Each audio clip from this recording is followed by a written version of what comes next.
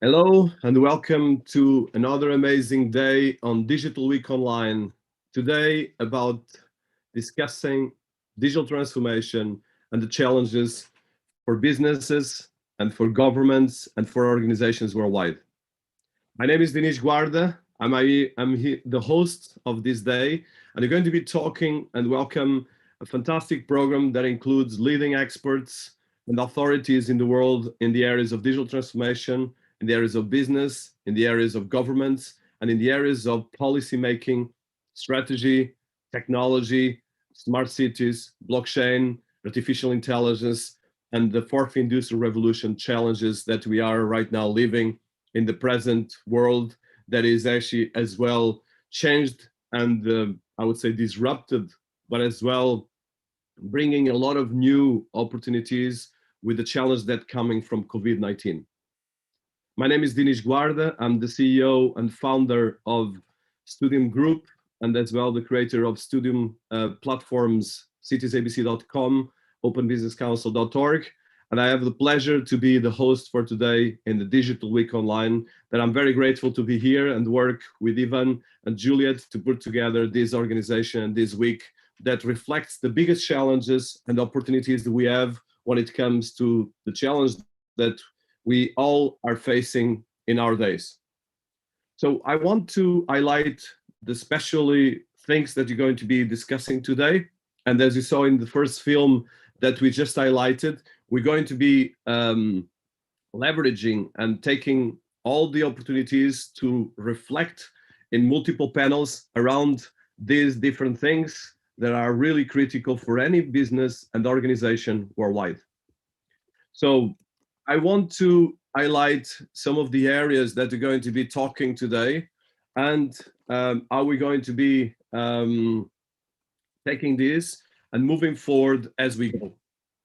So in terms of the program for today, I will be highlighting some of the things. So you're going to start in around 20 minutes with the panel that is about digital transformation 360, fourth industrial revolution, governments, cities, and businesses. How to look at these challenges, how to cope with these challenges, and firstly, what can we do to make this happen? So that's probably the most important thing that I think we are facing as organizations And I will welcome at 9 a.m. UK time, GMT, +1, +0 in this case, Dimitri Psarakis, that is responsible for European Parliament in financial technology, and is right now coming up to a new opportunity for his studies and research on these areas, and probably is going to talk about how we're going to be doing. So Dimitri has been one of the global strategists of the European Union, and when it comes to digital transformation, especially in the areas of blockchain, fintech, and he's been writing and organizing discussion around these topics and coming up with the regulation, studies and research that has been public and has been pushed worldwide. Then I have Professor Kiran Fernandes, that is the Associate Dean of Durham University, one of the top universities in the world in MBAs, and as well former chair of UNESCO UK.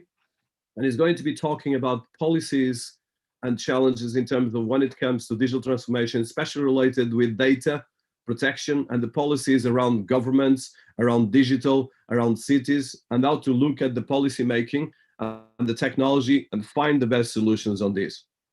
Then I will welcome as well Professor Yu Xiang, that is the Associate Dean for the University of Surrey for International Relations, and as well as the President of the UK and the European Union Chinese International Innovation Cooperation, and as well as a leading expert and researcher in the areas of supply chain, digital transformation, blockchain, and is as well responsible for the Blockchain Island or the Magna Carta Island. That is a project that has been actually leading with an international group in the idea of creating a concept of Magna Carta out of the technologies of fourth industrial revolution, in particular blockchain.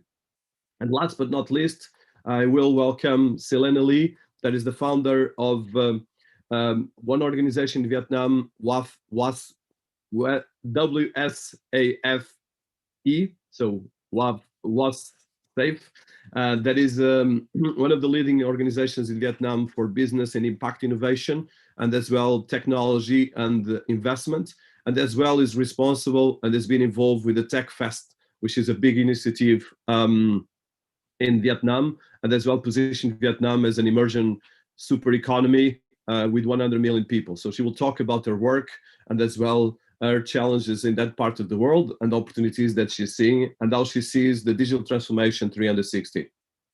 Then at 10:30 GMT, we're going to have the panel Cities and Nations, Funding, Business Startup Ecosystem, Digital Strategies. That is a panel moderated by Azad Sultan, the CEO of Malay Deutsche Ventures, and as well a leading financial expert and with experience and leading banks and international financial and investment organizations, that is based right now in Malaysia, and is going to be having as speakers John Sharp, Melanie Moore, and Calvin Ng, that is the founder of Plutus VC. Melanie Moore is the founder and CEO of One Protocol, and John Sharp, founder and chairman and CEO Archer ecosystem. That is an ecosystem for investment in startups in a digital, very cutting edge solution. Then at 11:30, we're going to have digital exchanges and centralized versus DeFi. This is one of the biggest challenges of our times. The areas related with centralized technology and centralized finance, and decentralized technology and decentralized finance. So this is going to be coordinated by Irene Damira, that is a global expert in these areas, and as well as been leading GMX, that is a group that is specialized in technology and in solutions in the areas of financial exchanges, financial innovation, and as well all the areas of investment and regulatory parts. And this as well has been working with governments and the stock exchanges in order to create these areas. Then we have the focus on the afterwards on the EdTech, executive education, health tech, next frontiers, that is going to be moderated by Nitin Karla, that is joining us from India, and is going to have welcome a couple of experts from our organization of Talent Edge to some university experts. Then we'll have the business digital transformation, cybersecurity, and cybercrime, which is a big area for our time at 14:30 GMT, that is going to be moderated by Agia Chiv. And then at 3:30, we have smart cities, super intelligent cities and carbon footprint, sustainability, governments and cities, that is moderated by Richard Strait, the COO of Roof Global Impact. That is a global organization specialized in digital inclusion solutions and all the areas that bridge disability and solutions for the world on these areas. And is going to be reflecting all these areas of smart cities. And then as the last panel of the day, we have from 4AR to Society 5.0, the two master concepts of our times, and how can we create a more inclusive society with ESG values on the core. And this is going to be moderated by my partner and friend Hilton Supra, that is the vice chairman of Studium Tech ABC. And this as well, a researcher that comes from a background in finance and investment, and is going to be welcoming three major speakers that are going to be reflecting about this. We have Nick Rousseau, that is a PhD and CEO of International Collaboration Consultant on Unconventional Connections. Lemondre Pou, that is Chief Sustainability Officer of Roof Global Impact. And last but not least, Linda Godset, that is a co-founder and the Executive Vice President of the FM Data Corp and the former CEO of the Blockchain Business Association Worldwide. And then we have at 5:45 closing remarks. So I want to welcome everyone for this special day, and I'm looking forward to hear all these amazing speakers, all these amazing panels, and welcome all of you from around the world to join us and share ideas and see how can we make the world a better place with digital transformation tools that are the tools of our times, the tools of our civilization.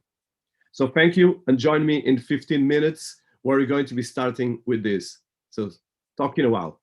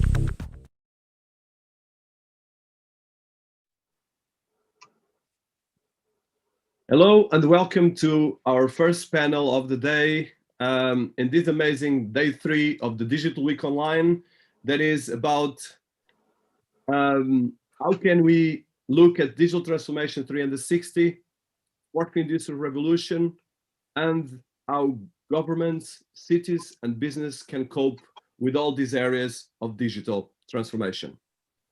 My name is Dinis Guardan, and I will be the host of this panel and moderator. And I want to welcome 4 amazing minds, spirits, entrepreneurs, and as well researchers that are coming from all over the world. And I'm really very excited to host them all because it's 4 people that I personally deeply respect, but as well professional. I've been doing amazing things that I think their CVs speak for themselves. So I'll start by order, not particular by any kind of logic, but that's the order more or less that we put it. So I want to welcome Dimitris Psarakis, that is the European Parliament Financial Technology and Digital Transformation and Innovation Strategy and specialist. And he has a fundamental and strong digital, but as well academic background and research. And he's been leading a lot of the initiatives in the European Union around especially areas of digital finance and blockchain, but as well digital transformation 360, both from a regulatory perspective, both from groups of work, and publishing some of the cutting edge research that is really makes the European Union one of the most prepared digital policy making organizations in the world in these areas. And he's as well researching a lot of these things on his own with a strong academic background.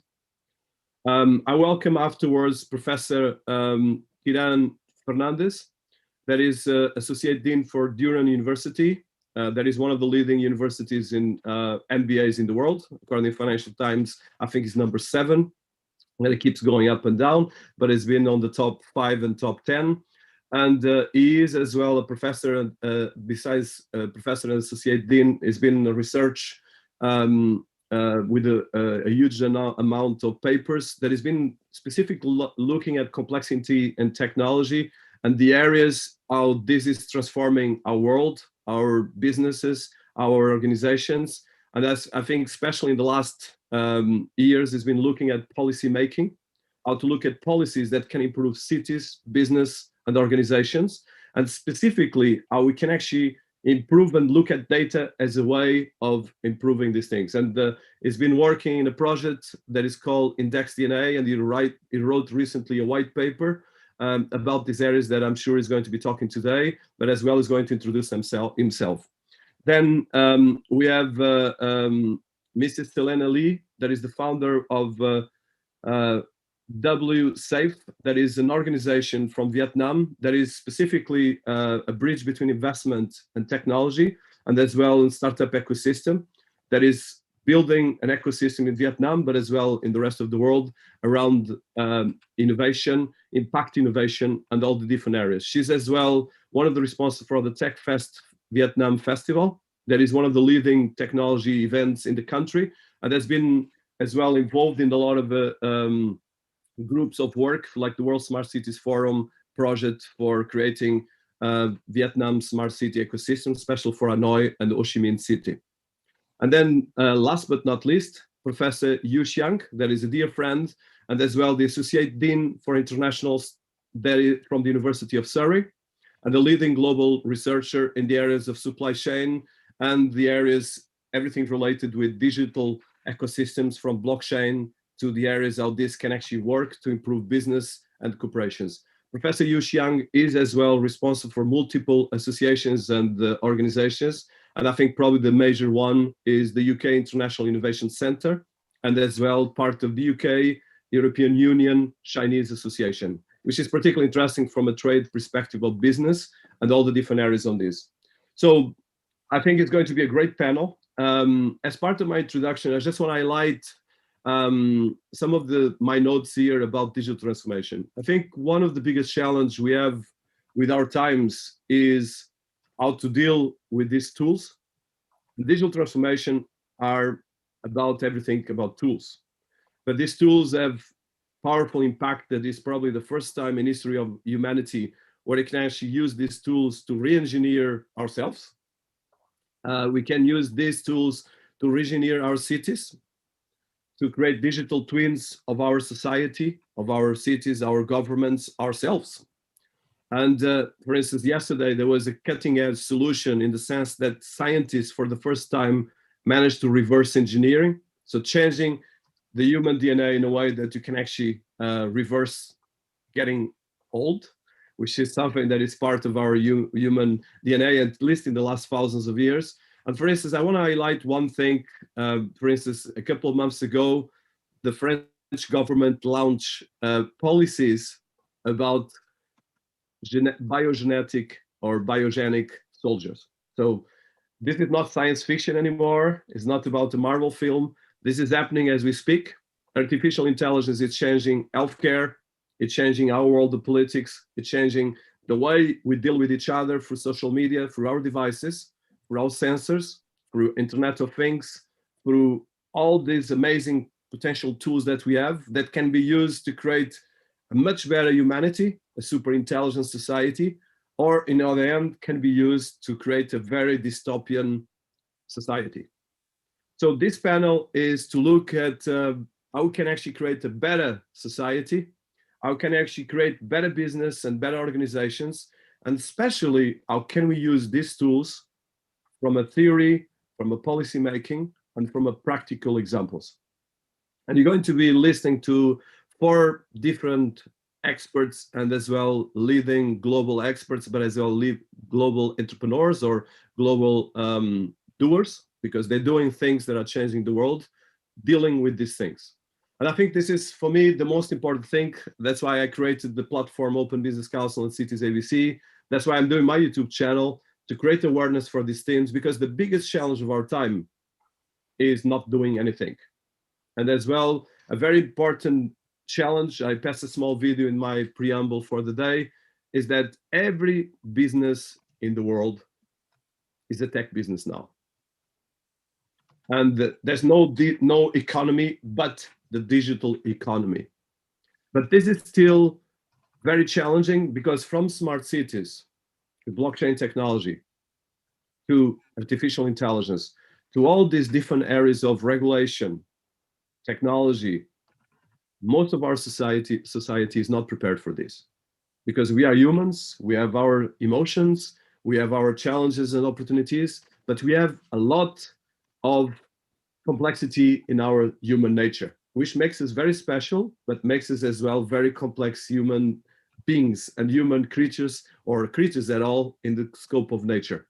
And of course, a very important point as my introduction is that the last year and a half, more or less, has been probably one of the most challenging years in the last probably 100 to 300 years.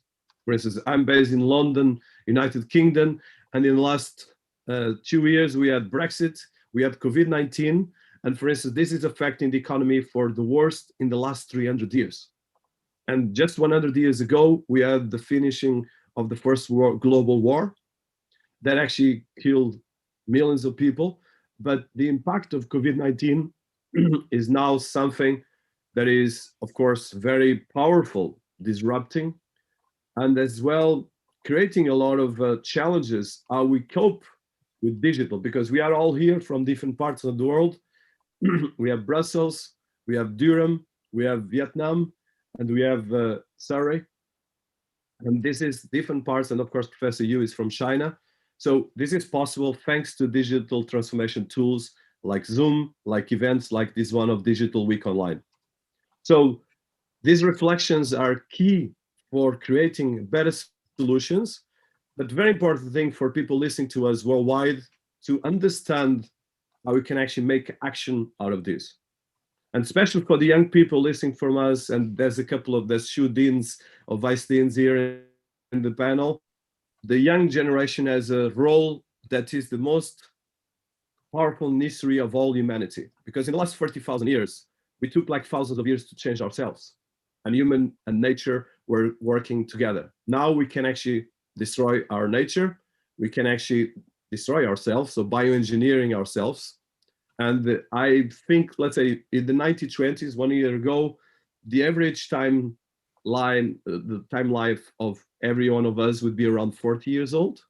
which all of us are getting close to that. So that means we would be probably now last stage.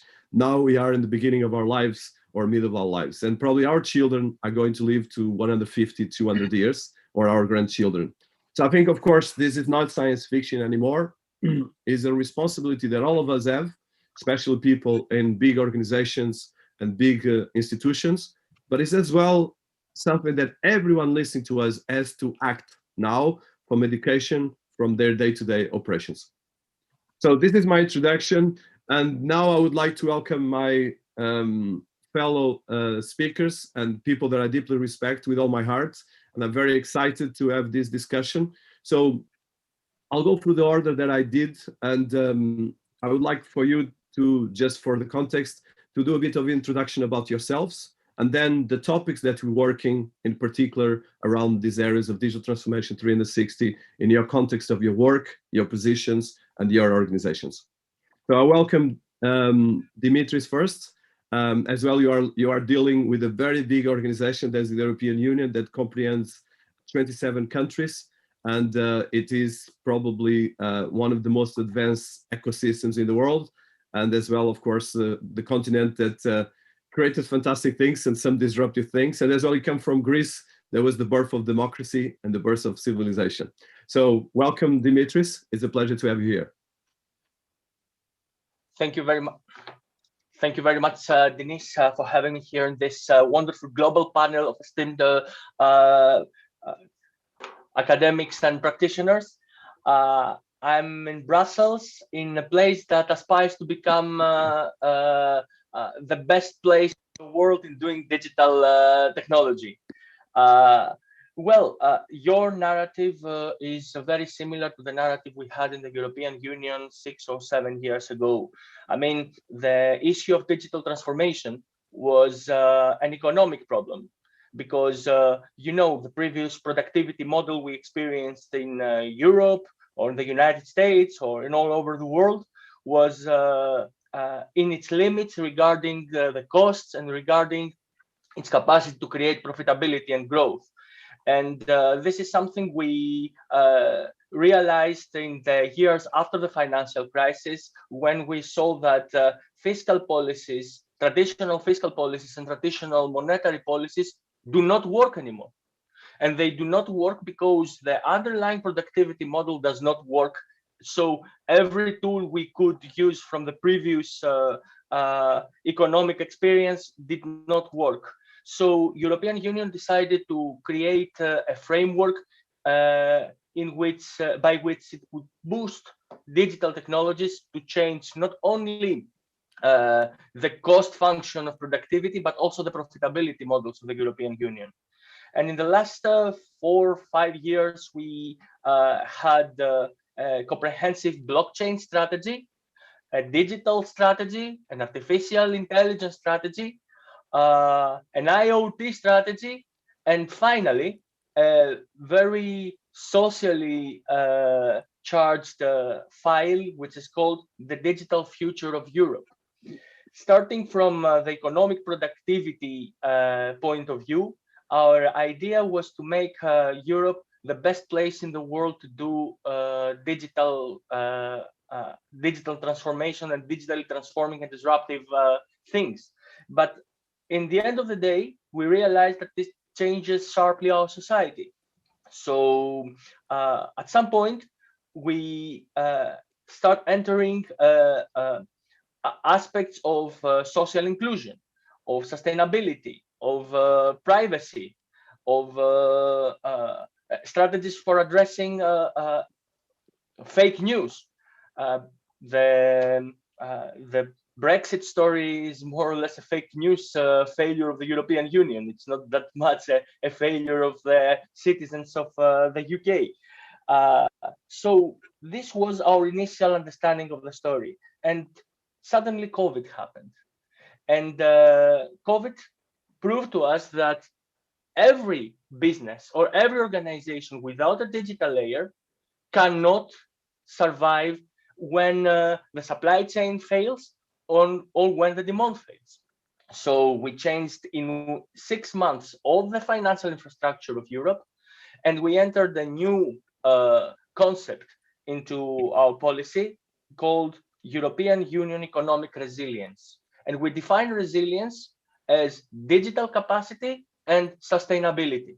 So all the 1.6 trillion euros budget dedicated to this resilience is about digital transformation and sustainability. 16 hours ago, European Commission published its European Digital Decade Digital Transformation 2030 paper. You can find it online. It was published 16 hours ago. And this is a compass of digital transformation for Europe. It has 4 dimensions: skills, government, infrastructure, and business. And the idea is to set a map of how Europe is going to lead in this space in the next 10 years. What this study does not mention, and I would like to add in this conversation, is the need for a global view in these issues. Europe is a major player, but is not alone. China is a major player, United States is a major player. We need to work together and find global solutions on these aspects and identify certain technological standards and certain market structures that align the purpose. And finally, a social dimension that I would like to share with you is that historically, every industrial revolution, we are talking about the 4th industrial revolution. Every industrial revolution so far was a field of fight between 2 major organizations in our society, the state and the market. And in every opportunity of digital transformation, of technological transformation, we had a battle between those 2 giants to claim their position in the market and in the economic lives and the social status of the world. The one who was always defeated in this battle was the 3rd pillar of society, the communities. And this created xenophobia, this created alienation, this created fear, and this created all these consequences we experience right now in terms of populism and reactionary attitudes, etc. This digital transformation we have ahead of us, first time, gives to the societies the possibility to create strong community pillars and communities to reclaim their position in the global, societal structure, against the market dominance and against the state dominance. And this is the major challenge we have ahead of us, and it's a dimension that we need to search in a deeper manner in the future. Thank you.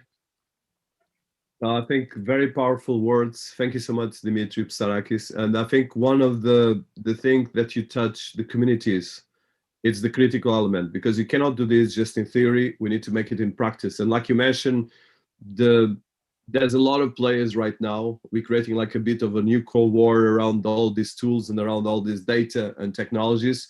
And this needs to be reverse engineered, because we have big corporations as well on the top of that have a huge power that probably was never so big in history.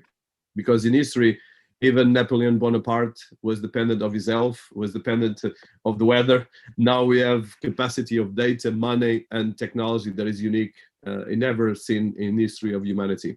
So I want to pass to Professor Kiran Fernandez. So in terms of your work and a bit of context of your work, both academic, technology, and policymaking, because you've been as well working at UNESCO with the leading university, and as well with leading universities and leading research, and as well with the governments, and you have a lot of experience with organizations on business as well.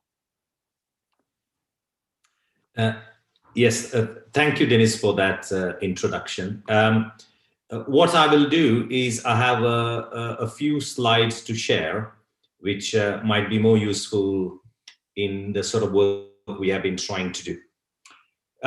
So, as you introduced me, I'm from Durham University, and for colleagues who perhaps do not know where Durham is in location in the UK, We are basically in the northeast of England. That's the big green circle.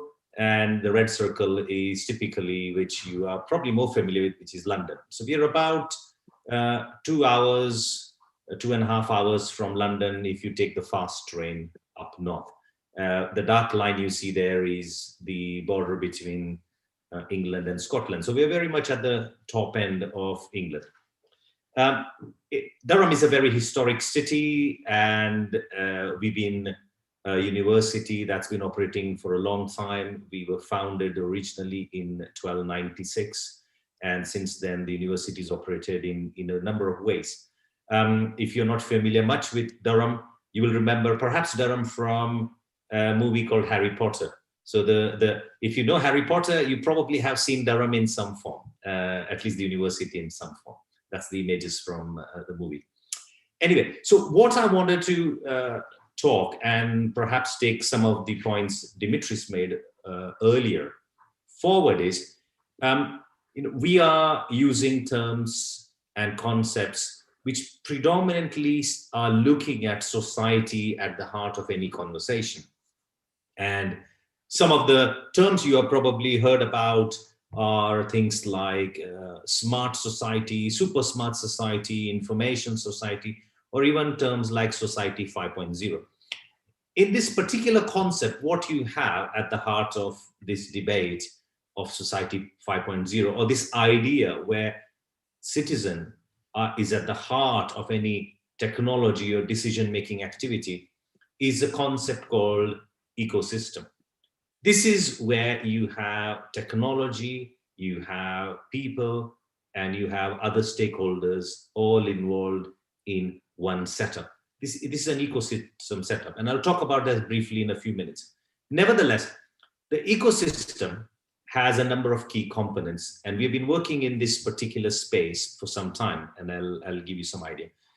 One of them, which enables such a society, such an ecosystem, are things, for example, like place, which is a very important aspect, and I'll talk about that in a minute.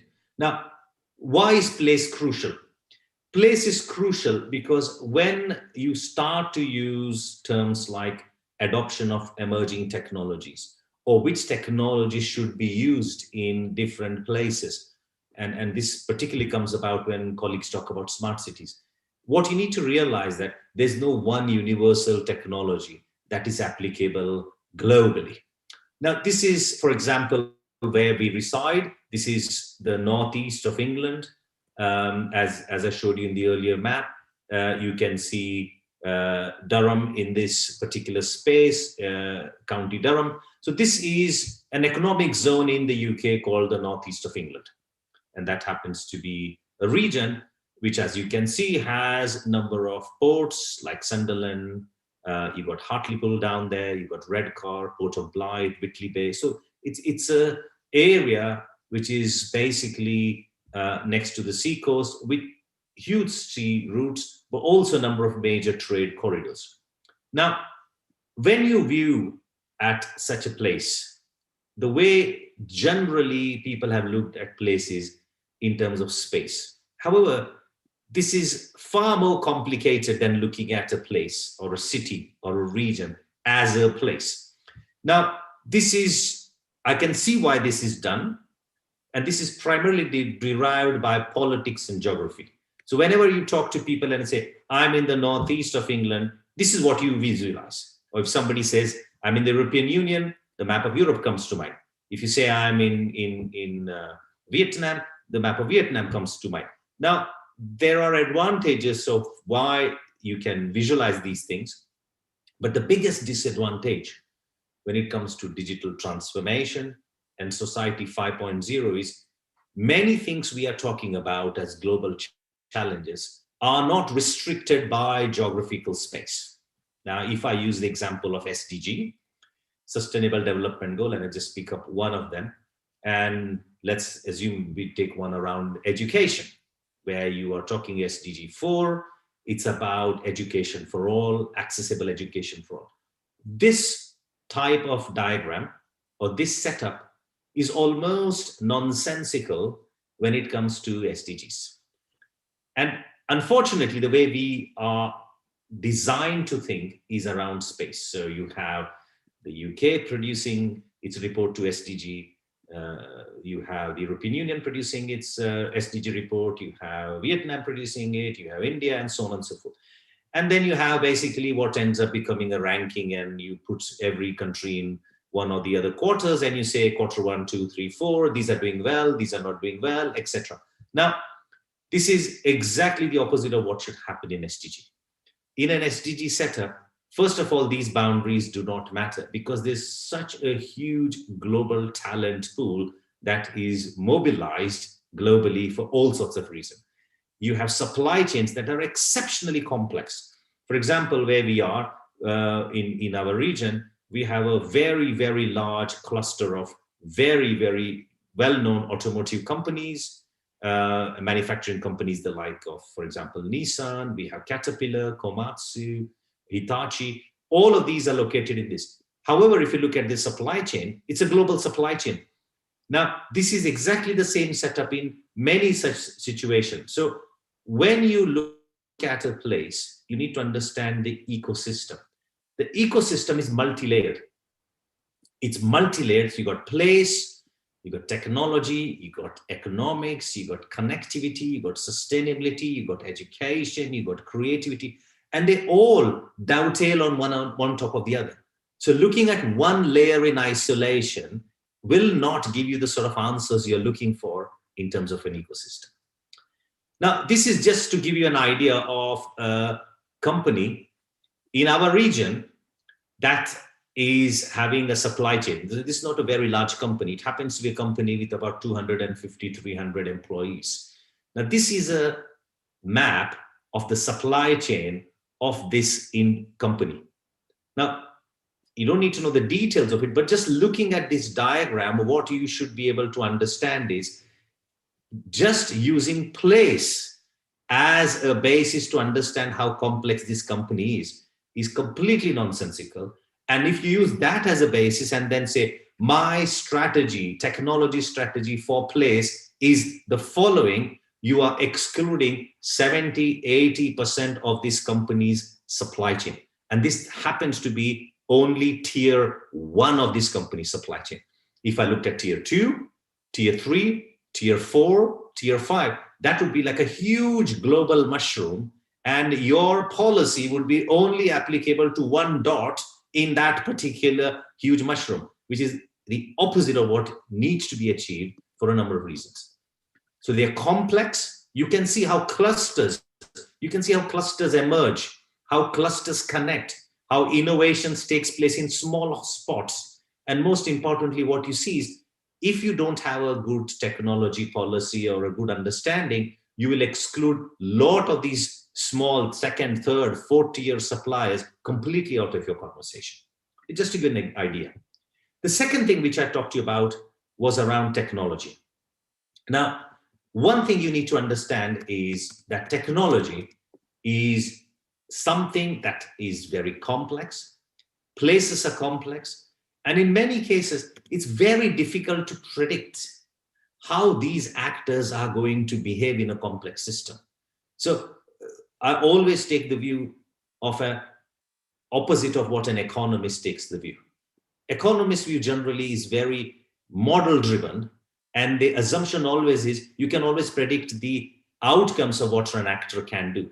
And the answer is, if you look at any scenario, COVID being one classic example, it is next to impossible how actors in any system behave.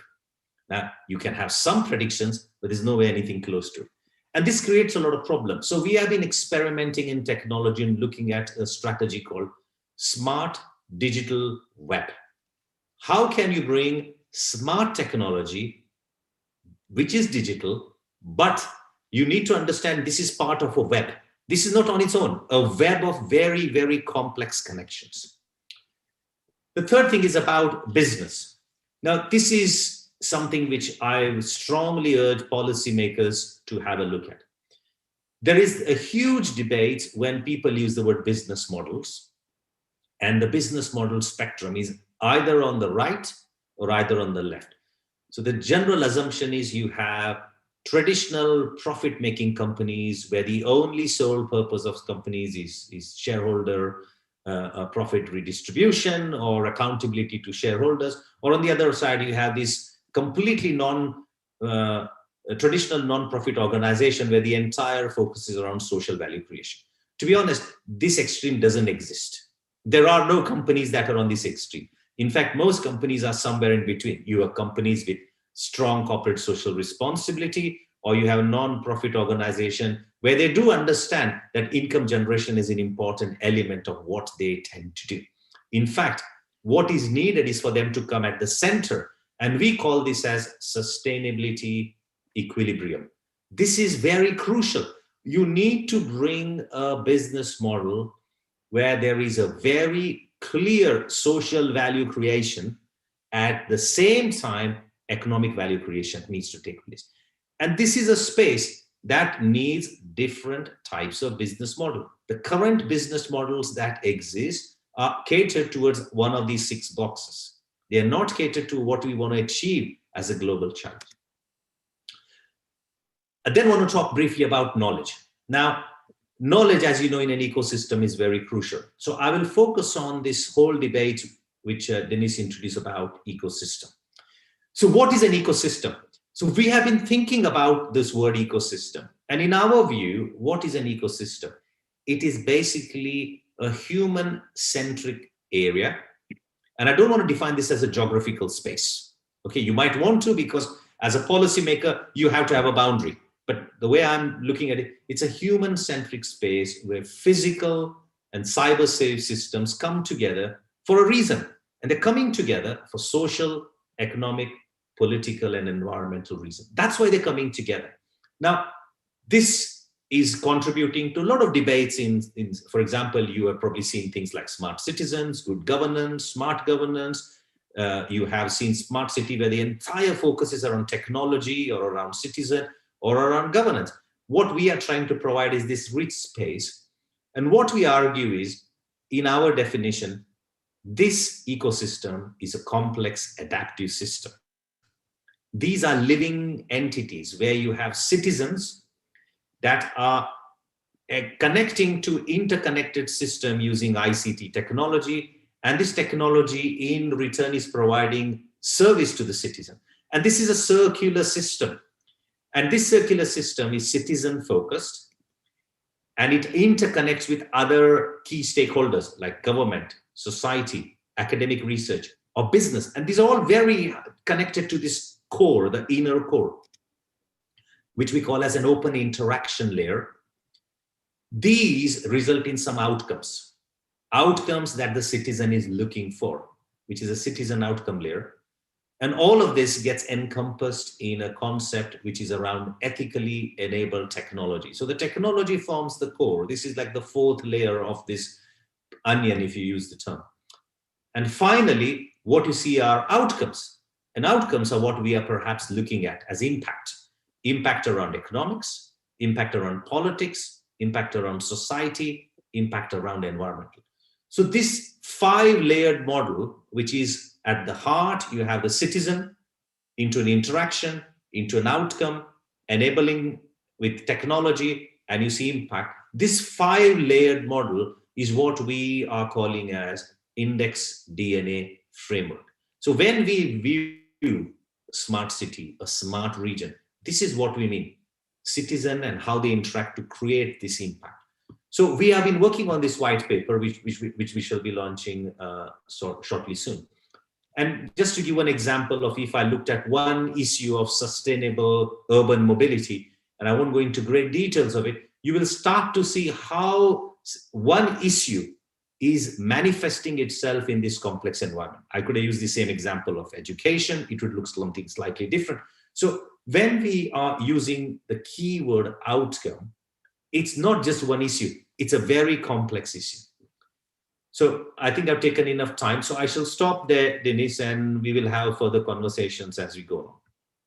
No, fantastic. I think both what you propose is, I think, the way all governments should be looking at it, but as well all the cities and citizens, because I think this is the most important challenge of our times. And like you mentioned, we have to look local, global, and ecosystem driven. And I think your work around policies is critical, like the work of Dimitris, because if you don't get this together, we're going to have a very dystopian part. And then this narrative is key. So I want to go right now to Mrs. Selena, that is joining us from Vietnam, and welcome to our panel. So you have a bridge right now from the theory to the practice, and as well working both with the impact innovation, which is key with all the areas of ESG, but as well working with startups, working with advanced technology, with investors, with governments, and as well in an emerging fast economy that is very young. Most of the population of Vietnam is around 20-somethings, and with 100 million people. So it makes us one of the new tigers of Asia, and as well one of the fast-growing economies in the world that was less affected by COVID. So I would like to hear from you, Selena. And the only lady in the panel, so I would like to hear you and hear your experience and a bit of background, I think, for people that are listening to us. Thank you, Dennis, for having me here today. So good afternoon, everyone. My name is Selena. So I'm the one female entrepreneur in this group. And I'm happy to share Vietnam and one of the country get less affected from COVID. And we are happy for our leadership had doing good job, to keep us all safe and sound. And working in innovation ecosystem around last 10 years. And I work very direct to every project, every founder, and 200 investors around the world. And special government last 6 years until now. We're working with Ministry of Science and Technology. So I'm in charge of Head of International Village. That every year I get involved with my organization and my connect to leverage the ecosystem.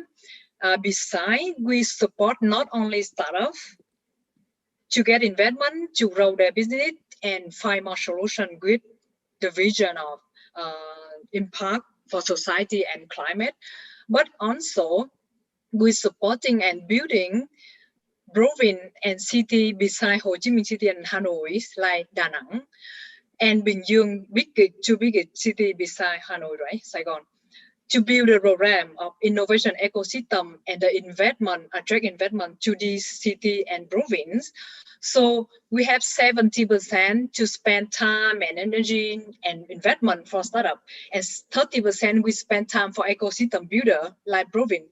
So they follow the government and they follow of the one leading, innovation ecosystem, because we are behind a lot of economies, but we're working hard to catch up the world, because we have a number of 100 million of young people, dynamic.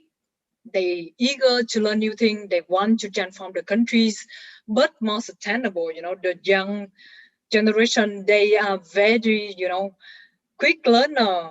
They want to adapt for the new culture, the new economic space. So, like smart city, as we mentioned in advance in before. And as myself working with my team on investment on startup, we focus more in deep tech and high tech, because these industries in Vietnam very behind the world, and the number of projects and startups you can count on your two hands. So that's why we jump into leading industries to make it happen next 5 years from very beginning, from the topic, from the competition, from the innovation program we build from the top university in Vietnam, like technology and medtech and pharmacy university. So we launching this kind of program to have ecosystem to understand that, Vietnam will never behind next 5-10 years. So that we contribute our professional, also our experts, our investors around the world to make this happen as soon as possible. So thank you again. And I would like to share more, but I wanted to let the other time for the other speaker to talk and sharing own knowledge and experience. And their time, I would like to share more specific, the digital transformation in ecosystem and government in Vietnam. Thank you so much. Thank you, Selena. So I think you still have a couple of more minutes. So could you please talk a bit about especially your work with your organization or multiple organizations and with the government of Vietnam. I think that's very important, or the smart cities. I think if you could just highlight that before you go to the Professor Yu Xiang. Yeah, sure. Thank Danish. So our working is we are venture builder. So we're helping all startup from idea MVP to up the accelerator to make own solution work in reality to tackle problem not only in Vietnam but South Asia and anywhere in the world. And all the investment come from our organization from early stage, and the other our partner like VC and PEs to expand their business to accelerator program. The government apart is we get involved in size of government to try to change the perspective decision maker to make it come faster on and more infections, because we are so government, they are scared to change fast, because they just new and those people are not tech guy. So we understand that we have to come to communities as a contributor for the society and the government. We play very important role to provide the insight in industries and the needs of the market and the world trend, all these things together.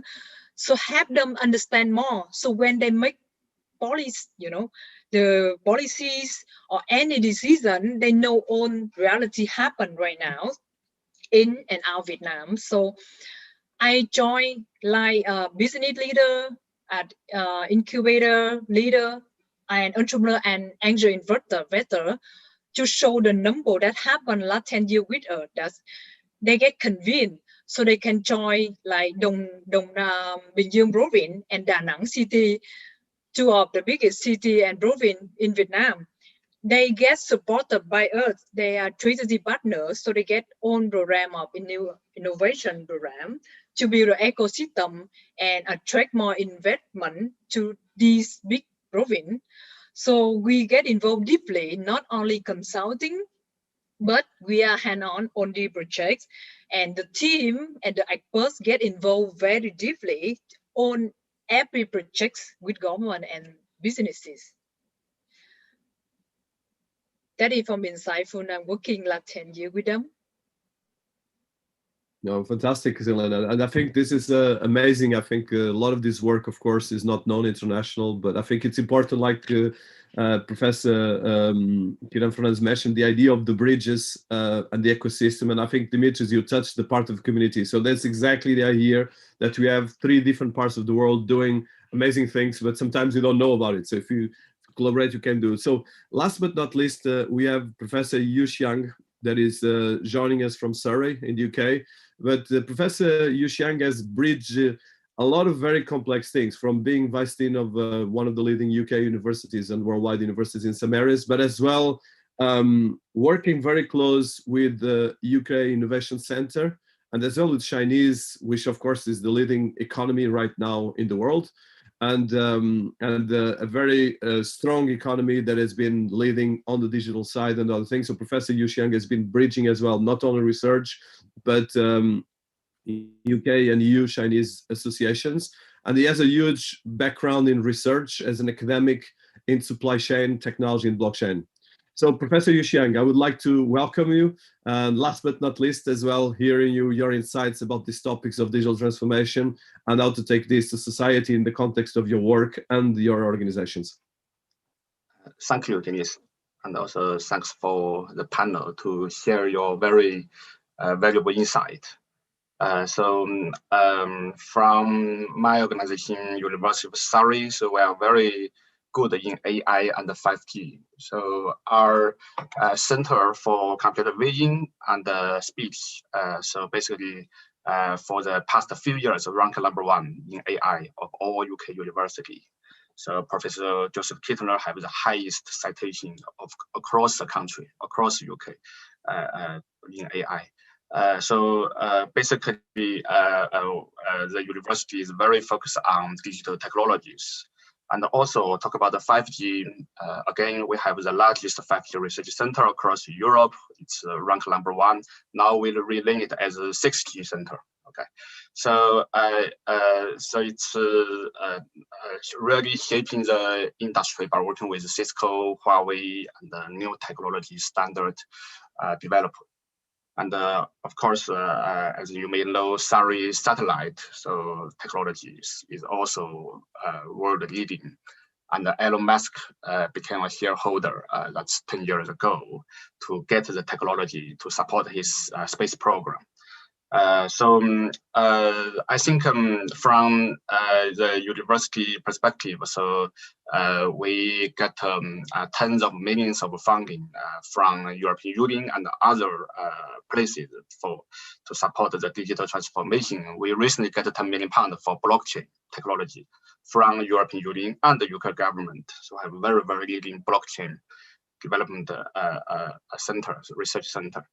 And some of the things that I would like to say that are very, to me, it's very important that I learned from Dimitris about the new European Union policy and the report about the digital transformation, which is published only 16 hours ago. So I think that's something we need to follow and we need to pay attention to.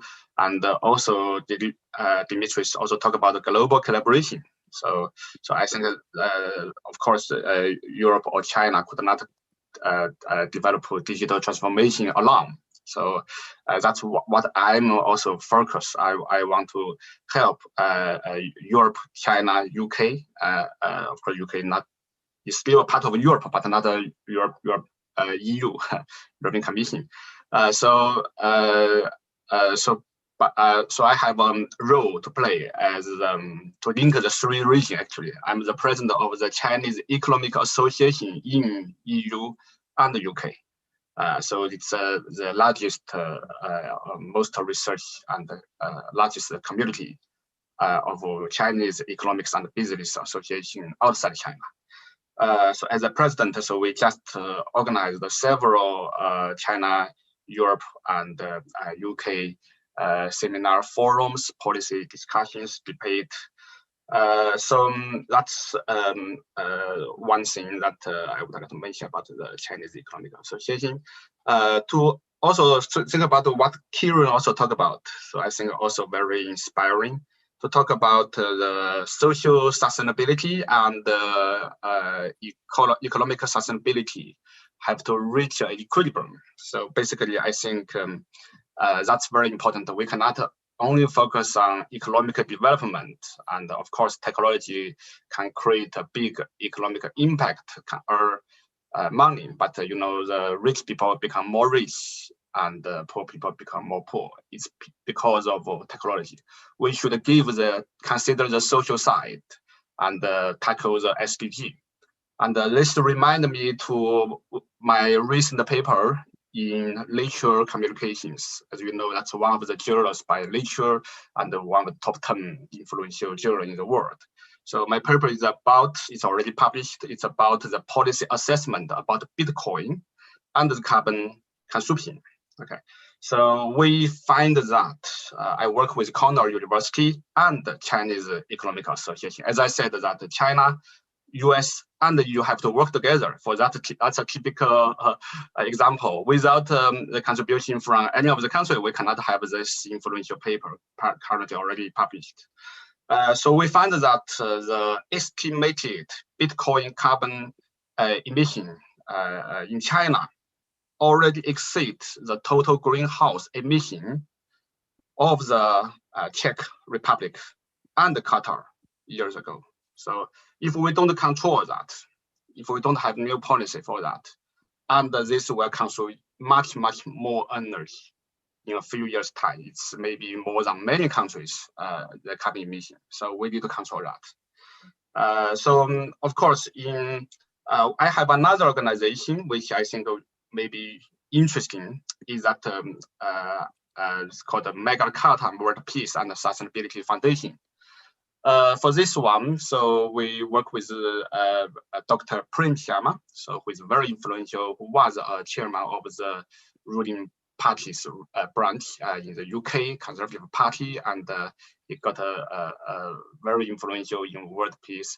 And we think that if we can really bring world peace, we need to develop the economic collaboration, bring stronger connectivity, as just like what Dimitris said, and also international trade, international collaboration, and of course, I think if we focus on peace and sustainability together, we can achieve more. Just for your information, Magna Carta Foundation is not because we use this like this word, because we acquired the island where the Magna Carta was signed 800 years ago. So when King John was kidnapped to this island and forced him to sign the first charter of the world, the island called Magna Carta Island, and now we own this island, but we want to do something meaningful for world peace and sustainability. And as I mentioned, Dr. Prince Sharma, he's very influential. His son is the former Secretary of State for Base, Business, Energy, and Industry Strategies. And now his son, Alex Sharma, is the president of COP26. As you know, that's the largest event of this year by United Nations about climate change. So I think there are many ways that we can develop what we discussed today for digital transformation, social transformation. And my role as a trustee of this Magna Carta World Peace and Sustainability Foundation, along with Dr. Prince Sharma, and is that we want to bring more discussion on this topic. And I do think that we can only achieve more if we work together. So new technologies will enable us to bring trust, and we want to break the black box of technology development, because the black box development of technology innovation will not bring trust, but bring concerns. Well, so that's what I want to share today. Thank you. Thank you, Professor Yuxiang. I think Professor Yuxiang has been doing a fantastic bridge between a lot of different worlds, as you saw, for multiple positions. And of course, one of the things that I think is particularly interesting as well is the different cultures, the different ways of creating values. And I think the Magna Carta is aggressive that I will probably start the opening to the panel and the questions precisely about the concept of Magna Carta. So Magna Carta was the first kind of a global written constitution I would say in a kind of a governmental official way 800 years ago, that actually it was particularly historical and very powerful because it put all the different players of society together, from the rulers to the society to all the different areas and policymakers. So we are in a very challenging times when it comes to digital transformation and all these different technologies. So I want to pass the question probably for you, Dimitris, first, because of course you are in a major organization that represents 27, I think it's 27. I don't know, with Europe right now it's 20. Yeah, it was 28 now. I think it's 27. But you correct me. And I think, yeah, yeah, I think it's bigger number. Yes. So I think it's really important, and not just that. It's some of the leading economies in the world, because we have countries like Germany, Netherlands that are all parts of this, the Nordics, the Mediterranean. So it's a very complex and cultural and economic. So I would like my first question, and using the metaphor, well, I think you probably can use as well the Greek democracy. There was, of course, 2000 years ago. But how do you see this from both your country and the historical perspective, but as well your hat as a leading expert in finance technologies, in blockchain, and as well in regulation part and research? And from what you've been writing and putting together with the different teams in the European Union, what do you think are the biggest challenges that we're facing right now? Because I think in theory, we are all agreeing, and I think in this panel, we have multiple different expertises. And I think every one of you is really global experts and global leading authorities. But the challenge is, how do you pass this from theory to the practice? And you make sure that you really can make impact?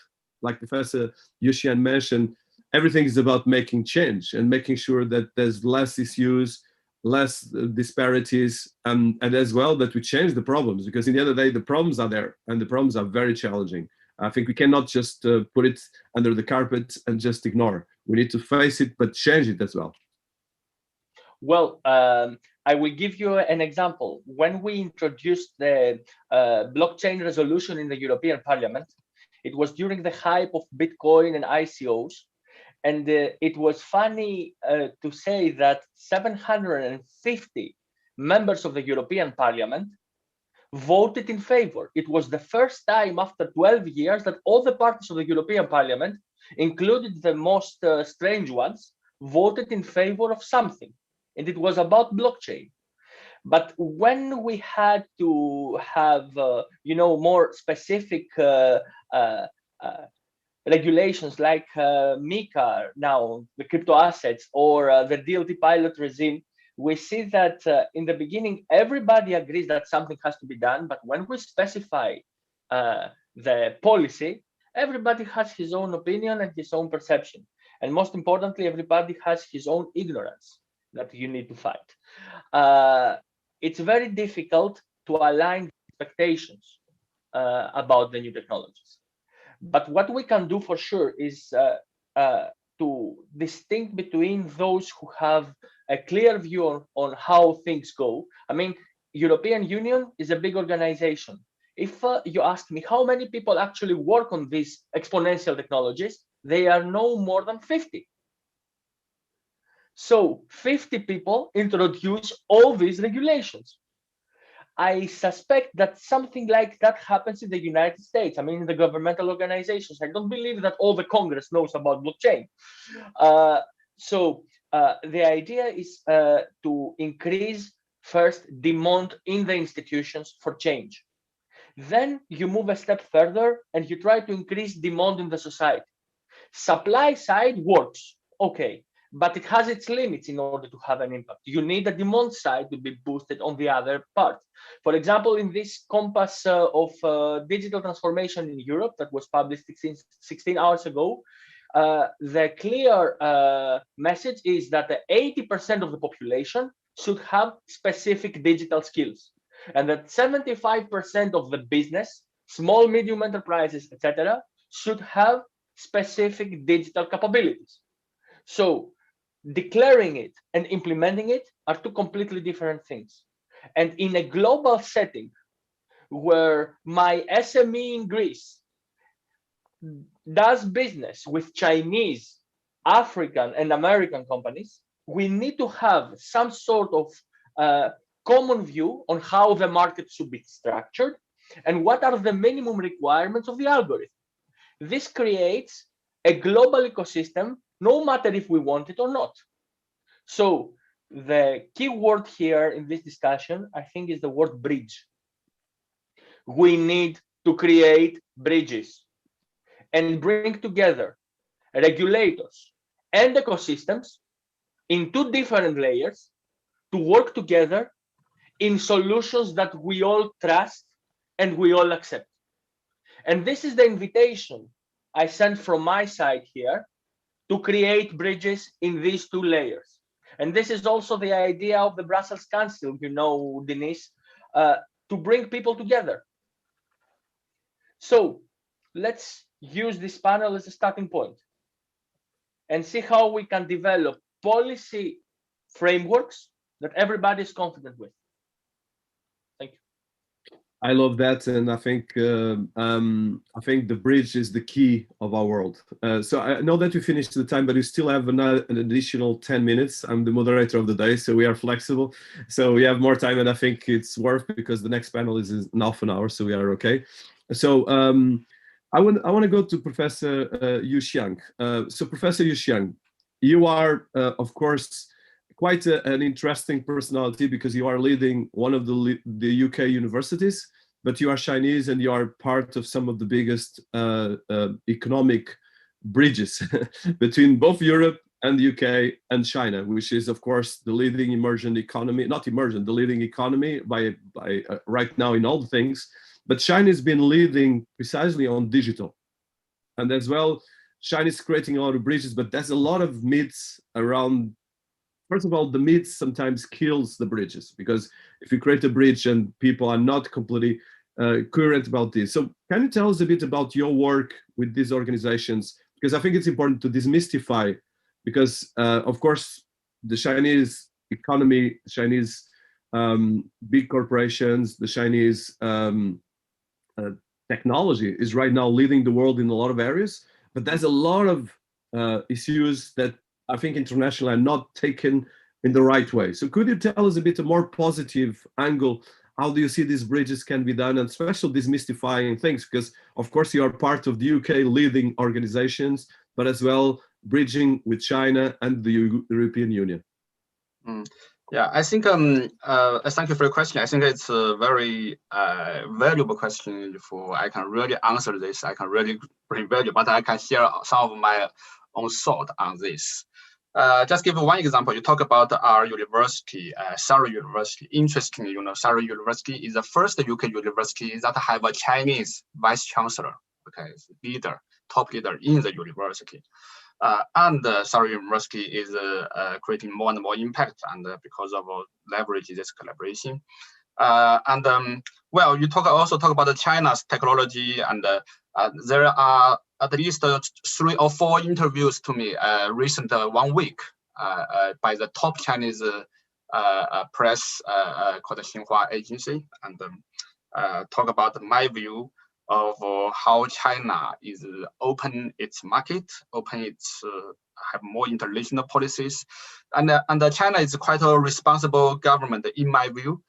It's because that it always evolve and change, and if there is any issue on the market, China can change. It's still a developing country. A lot of things still not mature. That definitely will cause some unforeseen issues. However, so now if you went to China, you can see the people who doing business in China, you can feel that it's more favor the international collaborations. So I just echo one of the statement from a professor in MIT, Thomas Malone. He said that some of the most important future innovations will not come from new technologies, but from new forms of collaboration. I really echo this statement because I do think that the technology is something to enable us to collaborate. Okay, so we should not.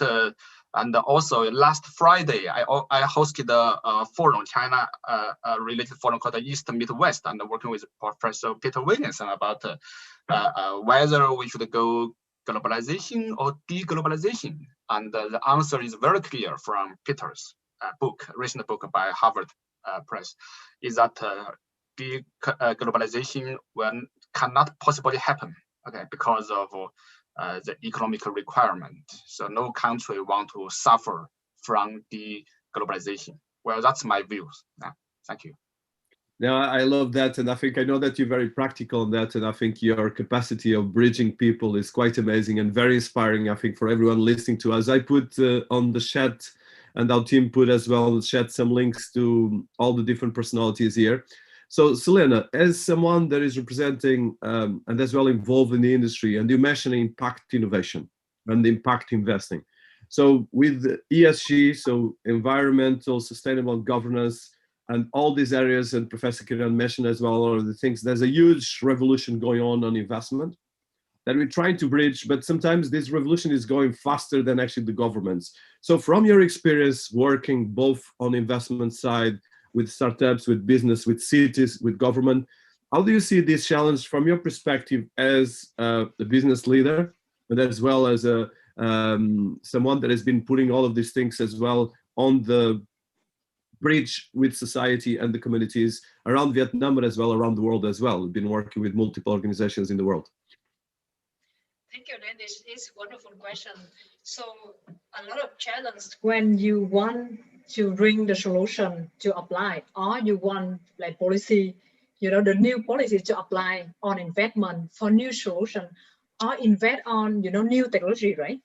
And sometimes they cannot see the benefit of long term. So we have to rule it like next 10 years, next 5 years, 20 years, and the market behavior researcher, So they had to understand that, the behavior of user of research and even the investment of from like FDI or innovation investment, that they come to different way for sustainable, right? Or like SDG. So government have to accept, have to take time, shorten to follow that rule. Special like Europe and America and Vietnam open the border for trading. So they have to adapt, they have to learn, they have to accept the adaptive in government decision.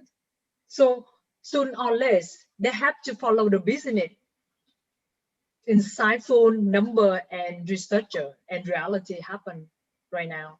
So for beginning, if you only join the industries of making impact, difficult, but time by time, the number proven, the result of what you are doing, the behavior, and special own young generation and student and media, and then it's, together we make impact.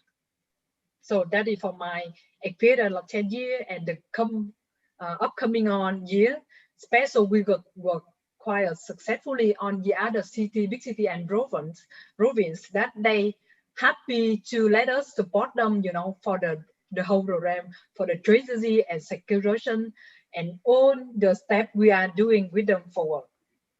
So I think how you approve it, how you work with them, that is the way, and how you support them to make them believe it. Thank you. Completely, and I think it's very, very powerful. I know that what you're trying to. Yeah, go ahead, Dimitris. Sure. May I ask Selena a question? You are a pioneer in an ecosystem development in Vietnam, a remote market from Europe. What kind of help you would need in your everyday job from a major technological power like the United States or China or Europe to assist in your job?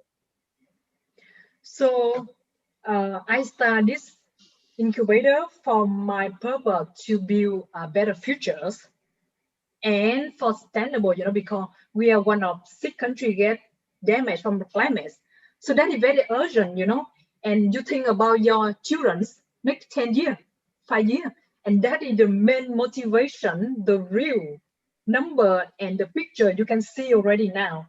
So that make you and your community and the people around you, mostly powerful people, have to take actions. So that in my daily job is show the number from scientists that people have to believe in science. Special entrepreneur who take own advantage, own business, own the nature resource, they have to take action immediately. And the government have to make the policy to make this happen. Thank you. Very good. So I think I will open to the panel, but before that, Professor Kiran, one of the things that you present is the challenge that we have around the Society 5.0 and how to bridge, and of course Society 0.0 is the most positive bridge and vision for society, which came actually from a study with actually right now a lady that is part of the OCDE, which is another global organization, a Japanese researcher. I don't remember the name, but I will try to quote it in the chat, and as well the Japanese government. But one of the things you mentioned is precisely the bridge between all the different areas, from policy making, from community, from technology, from different variations. And I think the policies are very important. I know that Dimitris, you and Professor Xiong are working particularly on that area, but how do you see, so to the point of Dimitris about the bridges, because you are as well bridging university, a community of where you are in Durham, but as well worldwide, because you've been from your background at MIT and all the different studies you had, from India, where as well you came from, and right now in the UK leading a global university, which is really amazing because this is a global world. But I would like to see, because how we make these bridges on the complexity of the layers, because I think that's probably the biggest challenge that we have to face. And then I open to the rest of the panel. No, you're right. I think you ask a very interesting question, Dennis, and that is my view on policy making is the less regulation, the less top-down approach, the less bureaucracy, and the less bureaucrats involved, the better the ecosystem will be. Okay, and I'll just give one example. Now, if you look at, for example, an ecosystem, And I use the example of this ecosystem, which you probably have heard of. It's an area in India near Mumbai. It's called Dharavi. It's basically it's classified as a slum area. There are about 1 million people that live in about 250 hectares. Now, if I use some statistics about this area, this is what you would have called as an informal economy. But in this ecosystem, 43% of the people who live in this Dharavi, so 43% of little over 1 million people, are self-employed. There are little over 5,000 businesses, over 20,000 single room factories in this area. And the estimated informal economy of this area is around 1.6 billion US dollars. Okay. Now, if I take a government perspective on this, you would call this as a slum. You would call this as an area which isn't necessarily paying regulations the way as a policy that's been set up.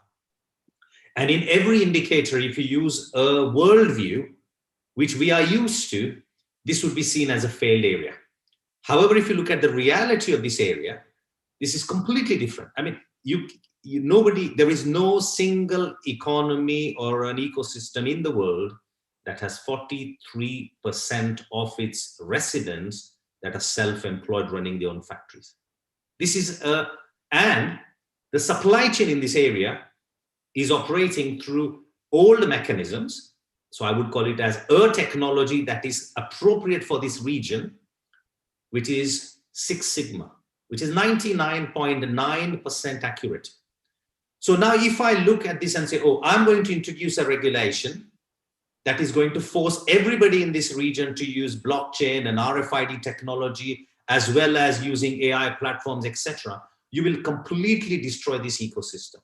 So what is the challenge? The challenge is to understand that there are different ecosystems that behave differently and need a different treatment and understanding.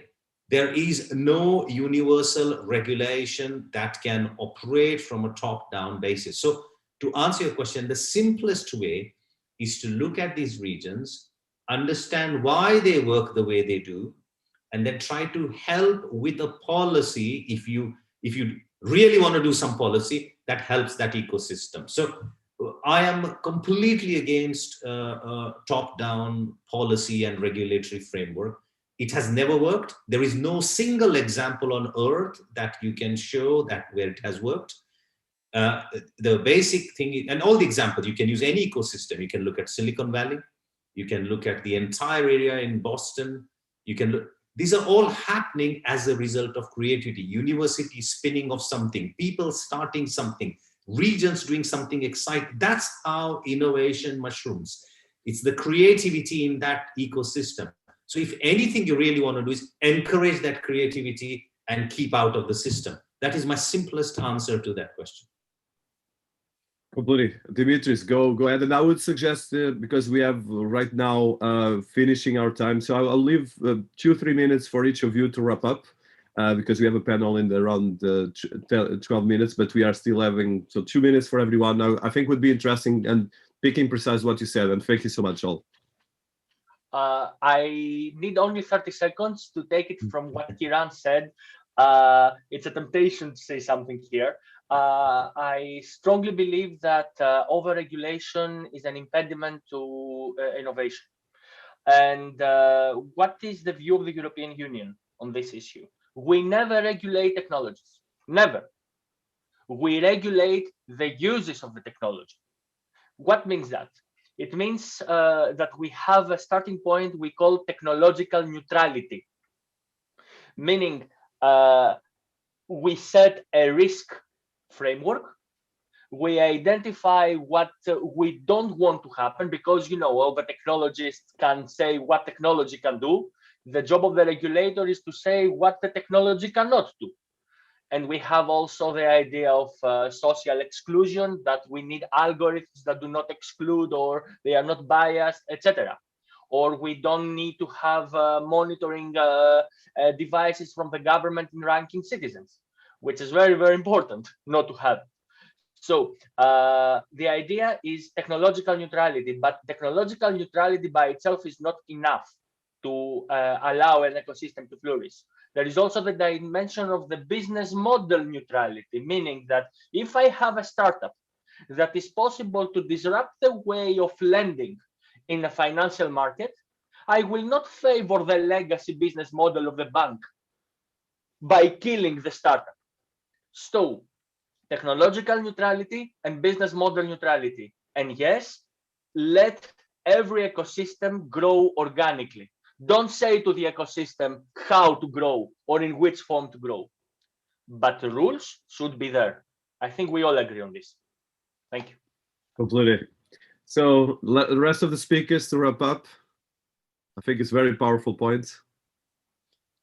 No, I agree with this concept of neutrality, and I think technology neutrality is right, and so is business model. I think my view on this is let ecosystem decide what is appropriate for them, including what I would argue is what are the rules that are appropriate for them, because just to pick an example of what Dimitri said is rules vary. Now, if I use social structure as an example, which is very clear as a rule, how citizens behave in different parts of the world is entirely down to their cultural, religious, and political background. Now, this is something most politicians don't like to talk about, so therefore they end up talking about technology and other simpler answers in life. So my view is let us focus on trying to make ecosystem creative. We know we can make it, and support it and take it to the next level. Thank you. Completely. Selena? You are on mute, sorry. The one more I want to share here and now, we have the number of dynamic young generation, and we give them the guidance and the right to decide what the future they want to be. So we are only the mentor, the advisor, but not decision maker. So let them 12 years old, 18 years old, grow their future of the city, their future of their life want to be, because we done our lives. We are 40, we are 30, we are 50. So let them decide what they want to be in like 20, 30 years. That's why we have a lot of competition for young only 12 to 18. And they have done amazing project, real public book, and they make revenue when they only 12 years old, boy and girl. So you can see they know what they're doing. They know what they want in their life in the future. So just give them the right to make decisions. So that is my point. When we do anything for tech, for finance, for investment, for anything here. Thank you. Thank you, very inspiring. Professor Yu, last but not least. Yeah, I think so from discussion of today, so we definitely understand that the technology enabled more competition, but also in the meantime enabled an even stronger need of collaboration. So we face the challenge, and we know there is a competition, but we still stick to globalization. And I hope to the countries in the East and the West can collaborate and create a more innovative and digital transformed society together. Thank you. Very inspiring. So I want to thank you all. It's been fantastic. Of course, we could continue 1 hour more, but I want to highlight some notes. Bridge between people, between institutions, between laws, between especially the inspiration to touch the problems and touch them on a very practical and intelligent approach, but as well human approach. The importance of communities and touching communities. I think Dimitris mentioned a big problem. We need more people to reflect this. It cannot be in the European Parliament 50 people that are the experts taking all the responsibility. Everyone needs to take responsibility of this. And especially, I urge everyone, like Selena said, especially young people, that these are the tools of our time. So digital transformation is about tools. We have actually 3 or 4 academics here, because I've been teaching as well, although I don't teach anymore. But Professor Kiran and Professor Yuxiang are leading global universities, and Dimitris as well, coming up with the studies and research, and Selena as well, been working with a lot of universities. I think there's a huge requirement for us to take these, I would say it's bottom down up, because we all have to be part of this, but especially start with the young people, and as well creating bridges, and as well creating a message of hope. And I'll highlight as well Professor Yuxiang metaphor, the Magna Carta Island, that I think we need a Magna Carta for our times. I hope Dimitri and Kiran and Selena and you, that this is a way of as well creating strengths and relationships that can actually enhance, and events like this can actually create more bridges. So thank you all. We had around 1,000 people plus during the panel listening to us from all over the world. And of course, this panel will be public after this. So I want to thank you. It's been a fantastic time. I've been learning as well and improving. So thank you so much. Thank you very much. Thank you. Thank you. Thank you so much. Thank you.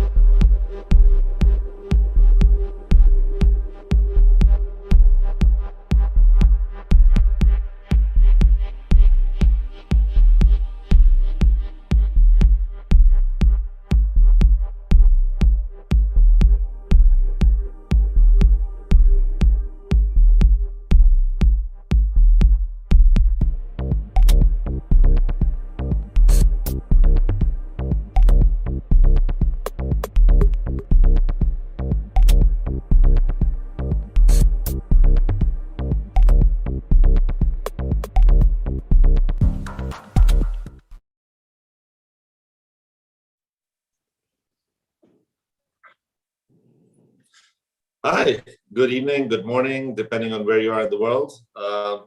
And welcome to this session as part of Digital Week Online that that I'm hosting, and my guests who I've invited are contributing to. This session is on cities and nations and the startup challenges and opportunities, especially in the COVID recovery world. I'd like to start by first introducing our panelists. We have three panelists from different parts of the world, and one of them is actually missing right now, but hopefully he'll join us as we move on with the session. And if not, we'll figure out a way to, bring in either someone else or have John and Melanie make up for his absence. But to start off with, we have Melanie Moore. Melanie is a serial entrepreneur with 20 years experience in media, marketing, and mobile technology. In 2016, she founded Yay, a social commerce platform for authentic product recommendations. In 2018, she additionally became the founder and CEO of WOM Protocol. The WOM Protocol is scaling an entire blockchain leveraging ecosystem, enabling monetization of word of mouth recommendations for brands, creators, and publishers. Melanie is a member and global chair of the prestigious H2 network from Silicon Valley, as well as a chapter lead of the Disruption Disciples. She's a frequent speaker at tech, blockchain, and marketing events around the world. Calvin Ng from Hong Kong, who hasn't joined us yet, but hopefully he will. Calvin is a serial entrepreneur and angel investor with many successes under his belt. Calvin manages a blockchain and innovation fund in Hong Kong called Plutus Ventures. And this invests into many blockchain and technology companies around the world. He sits on the board of 2 online game startups, an e-commerce company, and an entertainment fashion commerce company in China. Calvin has extensive experience in the digital marketing, social networking, online games, and gaming space. In 2007, Calvin won 3rd place in China's national entrepreneur competition. To this date, he's still the only foreigner to have won a top placing in that event. John Sharp from Singapore. John is also a serial entrepreneur. We have a big day for serial entrepreneurs today.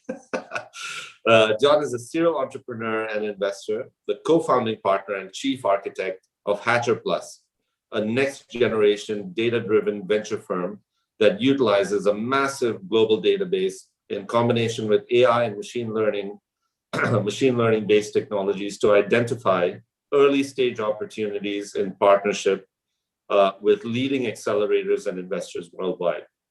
In the last 4 years, John has led capital raising at Hatcher, and Hatcher has accumulated a very impressive 150 plus portfolio of venture investments in early stage companies around the world.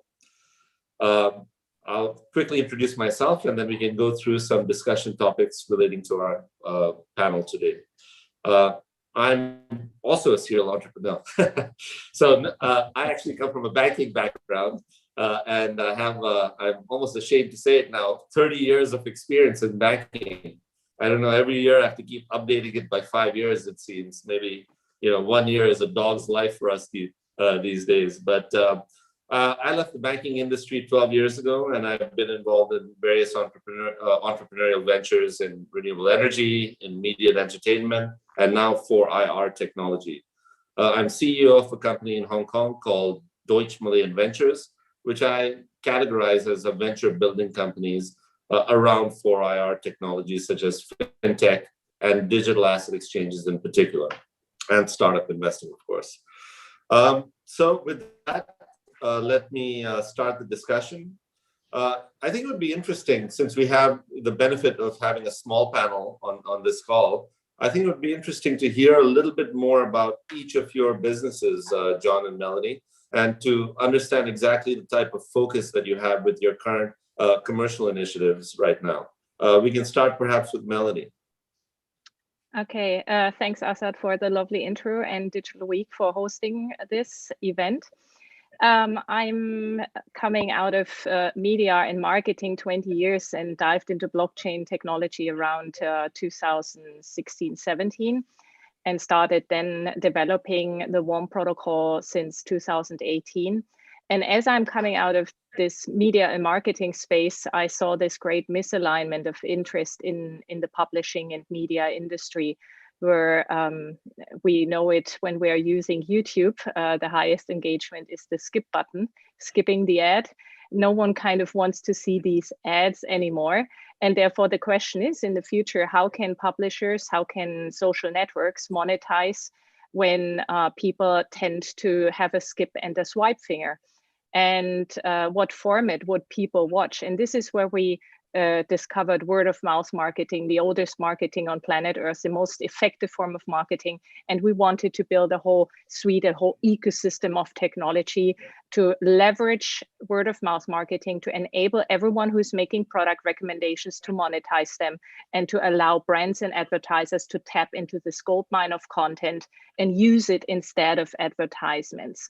And therefore reach new customers through old customers who are in love with your products. And this whole set of technology we have already built now. So we started developing the concept and doing the research in 18. We started developing the technology in 19. And in 20, we started testing the technology, and we are actually already scaling it.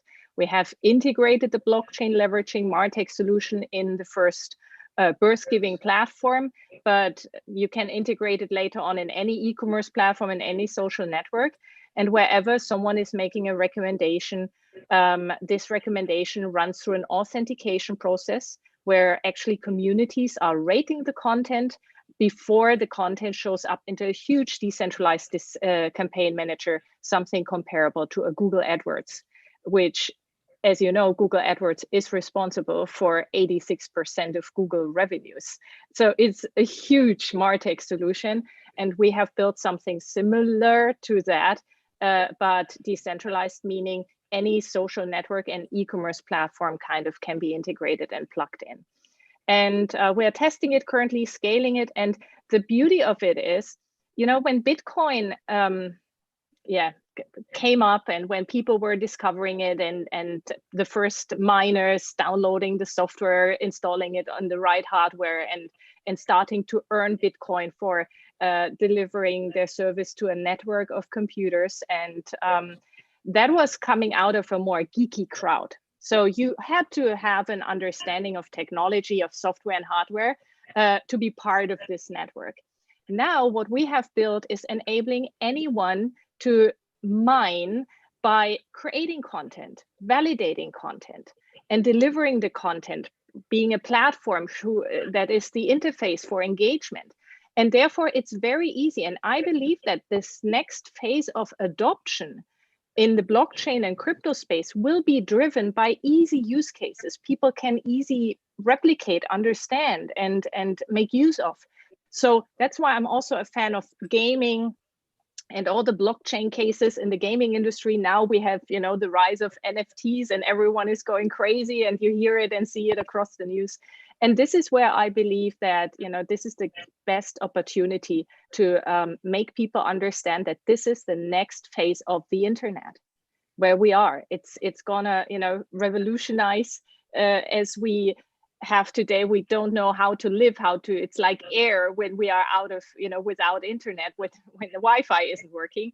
And similar to that, we will have this feeling later on that this value transfer between people will be done by this new decentralized technology.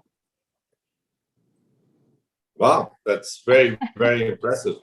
John, I'm not sure how you can ever beat that, but I'm sure you'll give it a shot.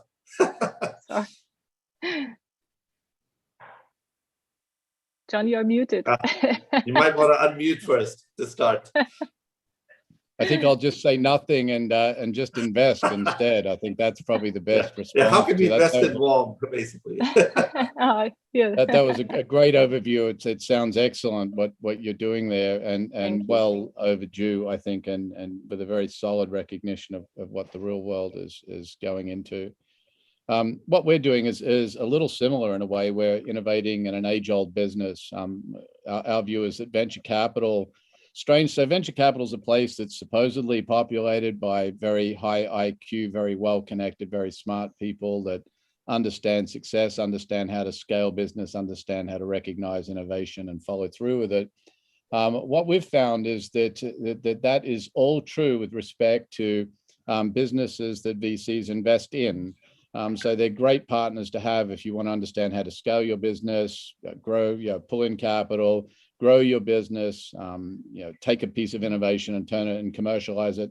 Great to have a VC as a partner in that instance. But what we've found, and we've looked inside many dozen VCs and accelerators around the world, what we've found is that they're less good at innovating and creating opportunities for their own businesses, and not very good at scaling those businesses. There's a handful of businesses we could name of VC brands that have scaled over the last 50 or 60 years, but there's not very many that have actually scaled. Most VCs operate inside of silos, using black box strategies to find companies, invest in them. They're very guarded about their deal flow, very proprietary about their deals, and they try and sort of protect those their value by investing in those deals and not sharing them. So it's almost the opposite to many of the kind of systematic approaches that they would invest in.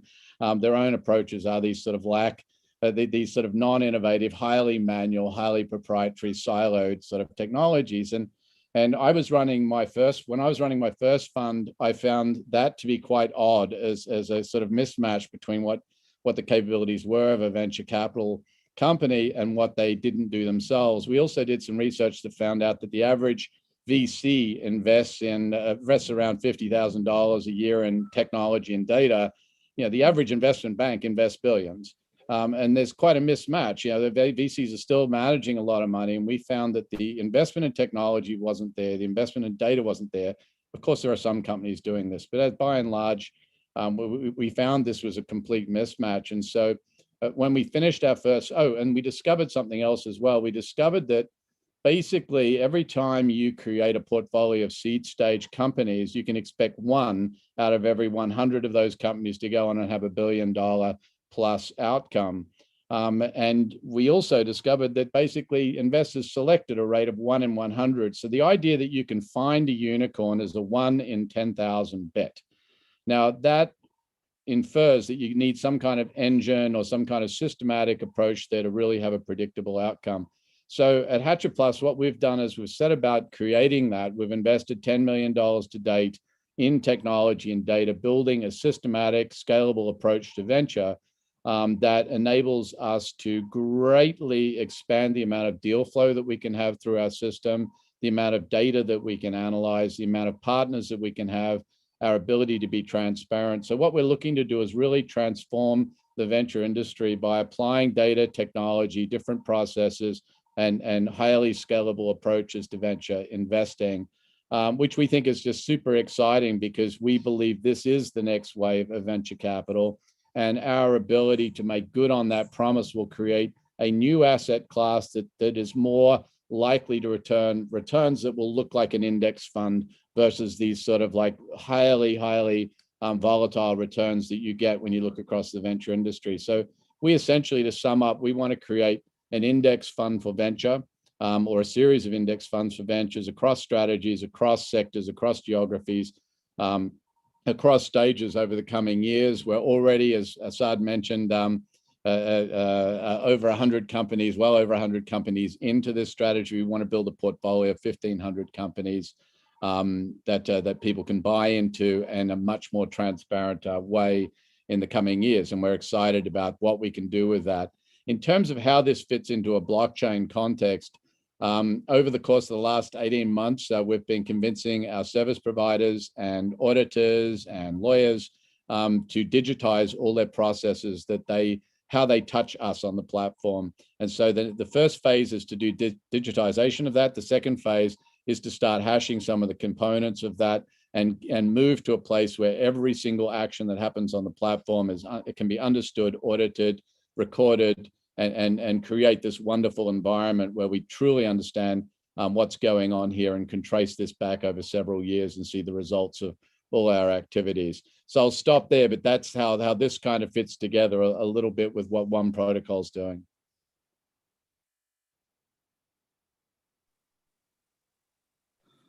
Well, thanks, John. Well, having known John for the last few years and also having met Melanie before, I know how much progress both of you have made in your businesses in the last few years.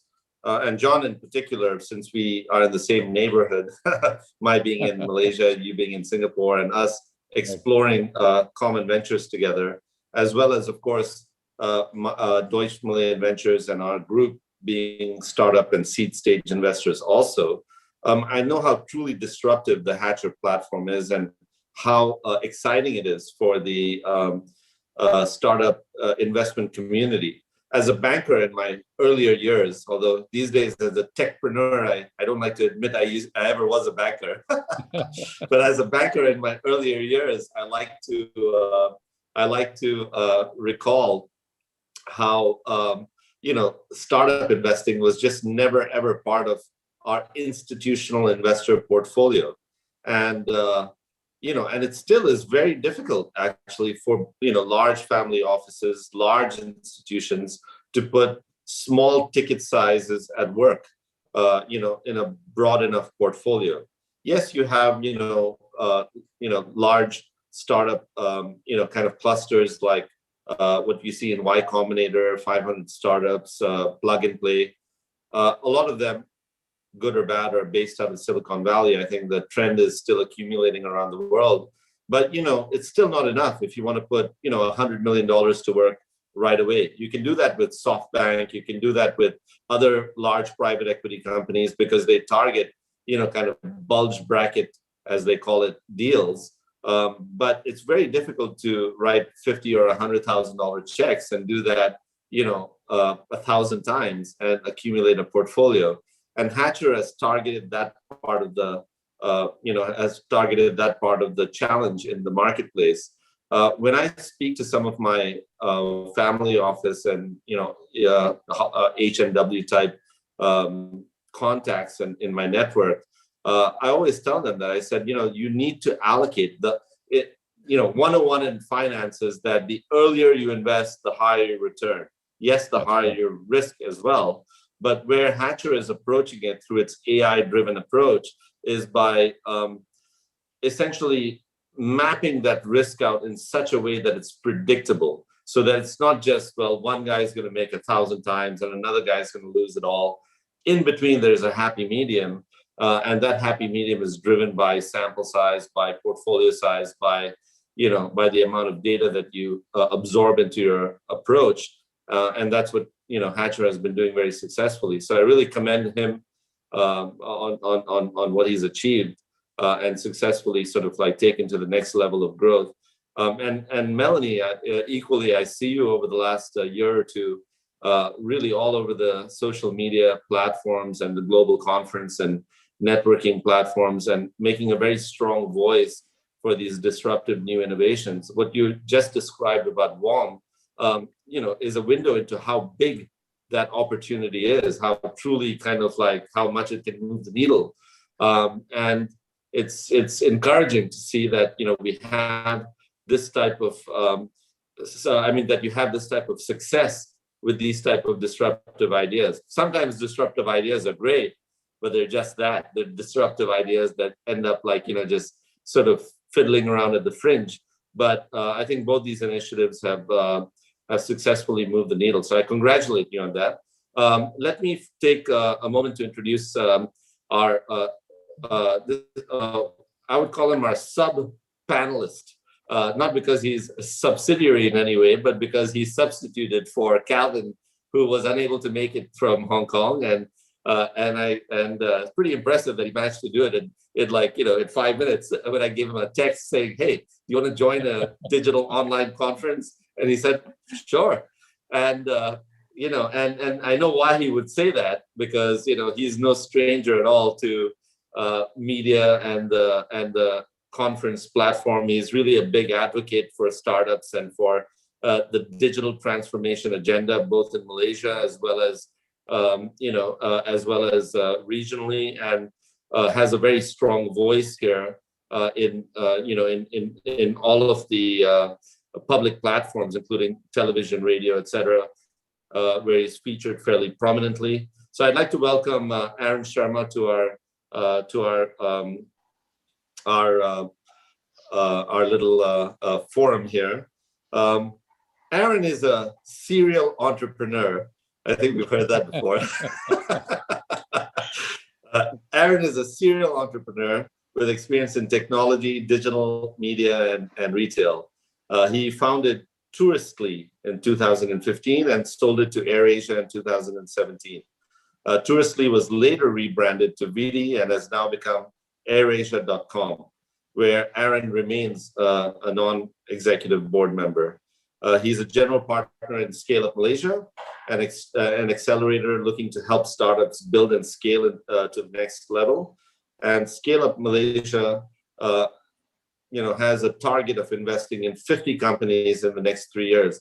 Be interesting for us to debate, perhaps in a different forum, not today, the difference between the deep dive approach that Aaron has, investing in 50 companies in 3 years, and the spray and pray on steroids that John has, investing in 1,000 companies in 3 months. But that's for perhaps a different forum. Today we're talking about the challenges and opportunities with cities and governments for startup technologies and for the digital transformation agenda. So with that, let me start by asking a couple of questions. I'm glad that we have a small forum, but I'm still mindful that we've used up, almost half of our time. So I want to give you, the panelists, the opportunity to talk about some of the discussion subjects. Of course, NFTs, you just mentioned it, Melanie. It's kind of the flavor of the day. It's hot. It's, you've got talk show hosts in America talking about it. People are calling me saying, we need to get into this NFT thing. What is it? So what is it, Melanie, and how is WOM going to be involved in it? Well, I mean, at the end, NFTs, non-fungible tokens, enable us now to take ownership of a single action in the digital space, similar to owning one house, real estate, or an artwork that you have on the wall. You can now own digital art, content, and music, and anything kind of creative. You can create a so-called non-fungible token that is only existing kind of once, that is unique, and represents a potential, value or value share of a digital piece of content or artwork. And therefore, I think what got everyone excited now is that especially the artist scene started tapping into this and saying, well, this sounds like a wonderful way for us to get valued and monetize in new ways. And after now Steve Aoki, one famous DJ, made a 3 million for with an NFT, everyone was, of course, in that moment saying, oof, this sounds now real, when such an artist is able to monetize like this in such a short period of time. And therefore, we still have to be careful. It's still a lot of hype, I would say. We have to dive deeper in what the real use cases are. And we should not forget that still the question is, where does this digital thing that is worth an NFT live? And is it living on centralized servers? Is it living on a content platform? What happens if this content platform shuts down? What happens if the artist is taking down the piece of content, the artwork, the music?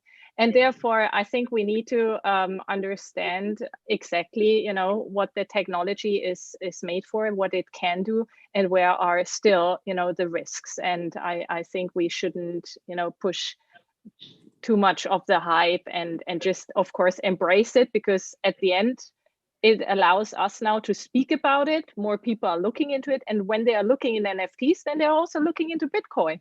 And with the rise of Bitcoin, they're also looking into Bitcoin. And so everything that is happening currently, I would say, is is just positive for our industry, even if it has some risks that some people still might be too enthusiastic and lose some money. I mean, that, you know, is in games, it just might happen. But overall, I see it's positive. It's innovative, and we should definitely all look into it. Okay, so basically we get all in is what I'm hearing here. Yeah, definitely an interesting space to discover and research. Yeah.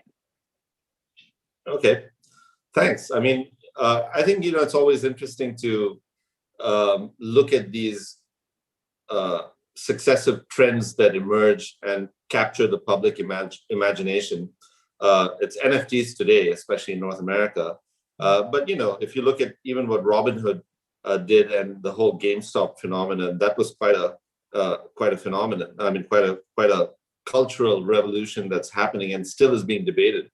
If you look at crypto in the last year, since 2020, crypto has really captured the public imagination and become something that, you know, I know when my dad, who's 85 years old, calls me up and says, "What is this Bitcoin? Should I be buying some?" That you know that it is something that's being filtered into all levels of society. So coming more to the point of today's, I guess, discussion topic, we're talking about some of the challenges and opportunities that cities and government face in the digital transformation agenda that we all no doubt have and has been accelerated by the whole COVID situation, the whole COVID crisis, if you can call it, the COVID opportunity for some people, if you can look at it that way. Now, in Malaysia, Aaron, you know, we've discussed, both you and I are based here, and I think Malaysia has done some very interesting things with regards to the digital transformation agenda. It's been accelerated certainly by the onset of COVID, and as a country, despite it being a small country, they've invested a very large proportion of their of their recovery program into the digital transformation agenda. At the same time, you know, it's probably not too surprising that institutions, governments, bureaucracies, they really don't have their finger on the pulse of what's required to facilitate such a successful transformation. It's best left to the private sector. At the same time, you've got things like London Tech City, et cetera, that, you know, are government-led initiatives that have been very successful. What would you say, Aaron, about Malaysia's effort, or, you know, if not Malaysia, just around the region, what we see? The government wants us to digitally transform. In many ways, we are. Are they doing a good job or not? Cool. Hi. Thanks, Asad. Thanks, everyone. Good to be here.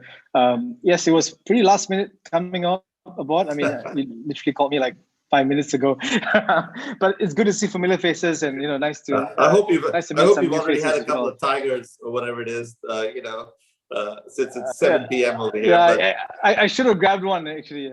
Exactly.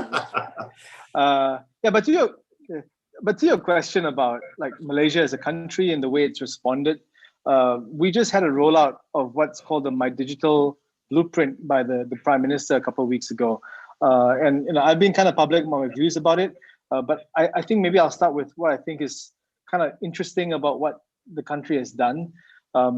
Malaysia is actually one of the first countries in the region to take some sort of initiative in the digital space. We started in 1996 with the Multimedia Super Corridor, which was at the time quite forward-thinking and quite revolutionary in terms of putting the country in a place where we could attract foreign direct investments and attract knowledge sharing into the country.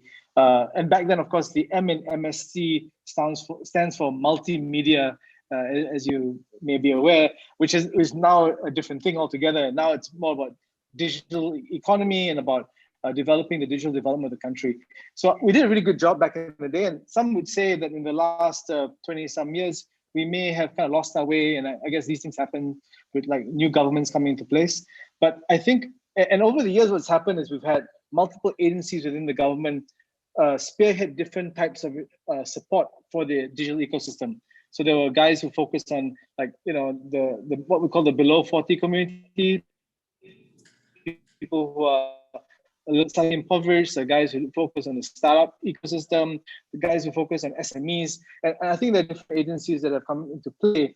And what has happened is they've announced this My Digital initiative, which was a top-down approach to help us deal with the digital economy in the years to come.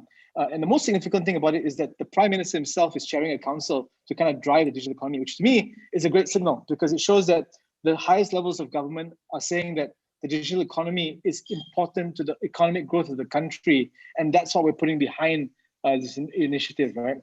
My challenge with it mostly comes in terms of the initiatives itself, because I find them very broad. I would wish to be very focused, but we're doing a little bit of everything in every single space. And I feel like we could be a lot bolder, because I think we've actually done a lot of things in the past that we can build on top of. One really encouraging thing is that we've got a huge initiative for 5G rollout within the country, which I think will really be significant in helping us attract foreign investments and actually spearhead a lot of the 4IR technologies that we're talking about, which I think will be significant for the country in the future. So I think the government has its heart in the right place. I think it needs to work, as Asad mentioned, a lot more with the private sector to spearhead a lot of these things. I think if it does that and allows the private sector to grow the economy, but with the support of the government, I think we can go very far. Even though Malaysia is kind of a small country, I think there's a lot of potential here. Can I just jump in? I was just very excited to see that Malaysia just opens the first insured Bitcoin fund. So that also just happened now. I mean, really? that's also exciting. Yeah. That is exciting, yeah. So they are also getting forward in this space, which is great. Yeah, I think like in the, in the crypto space. I think you can appreciate. Go ahead. Sorry. No, I think in the crypto space and blockchain, a lot of interesting projects actually happening across different types of companies. We see big companies like I know for a fact AirAsia is playing with a little bit of this as well. I know that some of the guys in Celcom are looking at some blockchain stuff as well. Really interesting kind of initiatives there, as well as in the crypto space. A lot of guys are trying to get some things off the ground, even though on the regulatory front, I think there's some work to be done, but I think we're moving in the right direction here. Sorry, Asad, you were saying? Well, I was just saying that I think you can appreciate why I invited Aaron to join this panel last minute, because those are some very interesting insights. Thank you for that. I'll transfer 1 Bitcoin to your account later. That's good. That's great. 1 Bitcoin's great. What do I need to do now? What do I need to do? You guys, you guys all heard that, right? Like you need to do something for 2 Bitcoins. Anyway, so thanks very much. But I think that's. Look, I share those sentiments because we have not only observed them, but we've also tried to participate in them. So there are, huge opportunities, undoubtedly, in this, environment in which so much change is happening so quickly. At the same time, the challenges, I would say, are driven by who is executing that change and what understanding do they have for executing that change. But anyway, you spoke to some of those points. I appreciate that and thank you. Let me move on to another question, which is, I would say, more positive: the opportunities to interconnect these into. I remember, in my earlier one of my first venture as a non-banker when I went into the business world was setting up long-range Wi-Fi networks. In cities. This is pre, I guess, having the fat broadband pipeline that you had for, that we enjoy today.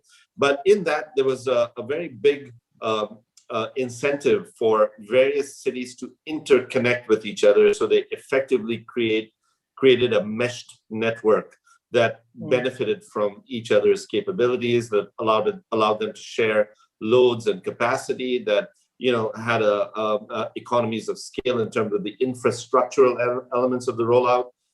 It was certainly a very big learning curve for me at the time, having left a world that a non-technology world into it.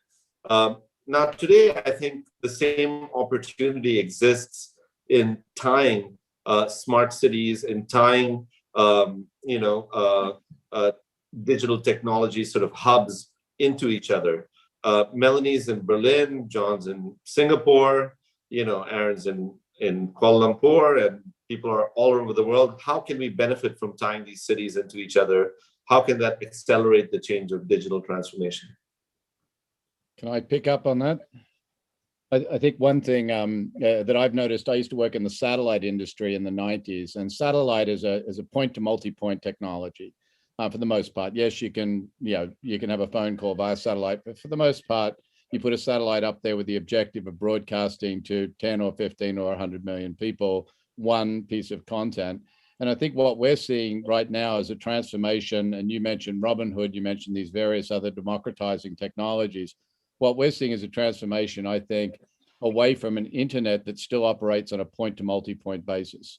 So on the internet, you'll have TMZ.com broadcasting to a world of people that want to find out information about that fan. It's very difficult, information about a celebrity, but it's very difficult for the fan that's sitting the other side of that to have a similar presence and to go back the other way. It's becoming easier, but if you talk to any of our kids, that's their dream, right? They want to be that person that's broadcasting in the other direction. I use the term broadcasting very loosely here.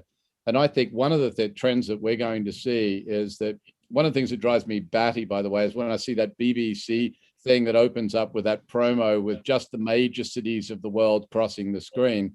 There's someone that grew up in a very small country town in Australia. That kind of thinking drives me nuts, because it's not just about Los Angeles. It's not just about London and New York. It's about every other place in between. And one of the beauties of the internet and of blockchain and of Bitcoin and all of it and Robinhood is these are things that are massively democratizing things that were really the province of the elite before. Like someone said to me the other day, they said, oh, this blockchain, this Bitcoin thing, it's going to go the way of the tulip. And I said, no, there's a fundamental difference between a tulip and a Bitcoin. And that is, you can take a Bitcoin and you can split that into 1,000 parts.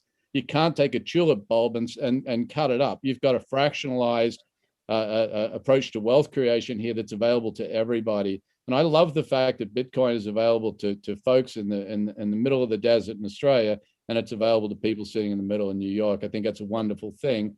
Content isn't there yet. I'm listening with great interest to what Melanie's doing in that area. But if you're a small city trying to compete with a large city, which is, I guess, where I wanted to end up here with this comment, if you're a small city, we deal with accelerators in small cities all the time. There's a little town council that's trying to produce startups out of a small town in Malaysia or a small city in Australia or a small city in Europe. And they really struggle with getting the respect and the connectivity to the rest of the world that they think those local entrepreneurs would benefit from.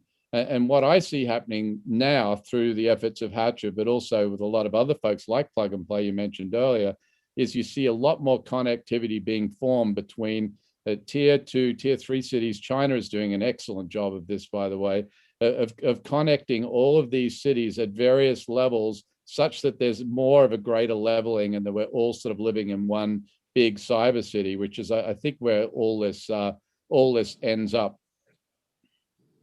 Yeah, I think that's a great point, John. We're no longer living in a city. We're living in a cyber city when we move off the physical infrastructure and we move into the digital infrastructure. And why can't the smallest villages and the rural communities also be captured in those cyber cities? Sorry, I got a call in between. I hope that didn't disrupt the thing. But that's the benefit, of course, of having a common currency, which, of course, Bitcoin is an emerging common currency, having common frameworks like Internet Protocol, hopefully like One Protocol, having these common methods. And what we're doing with funds is we're trying to democratize access to venture capital. We're saying, why do you need $1 million to invest in venture capital? That's not right. You should be able to do just what you're doing on Robinhood. Instead of investing in public equities, you should be able to invest in private equities.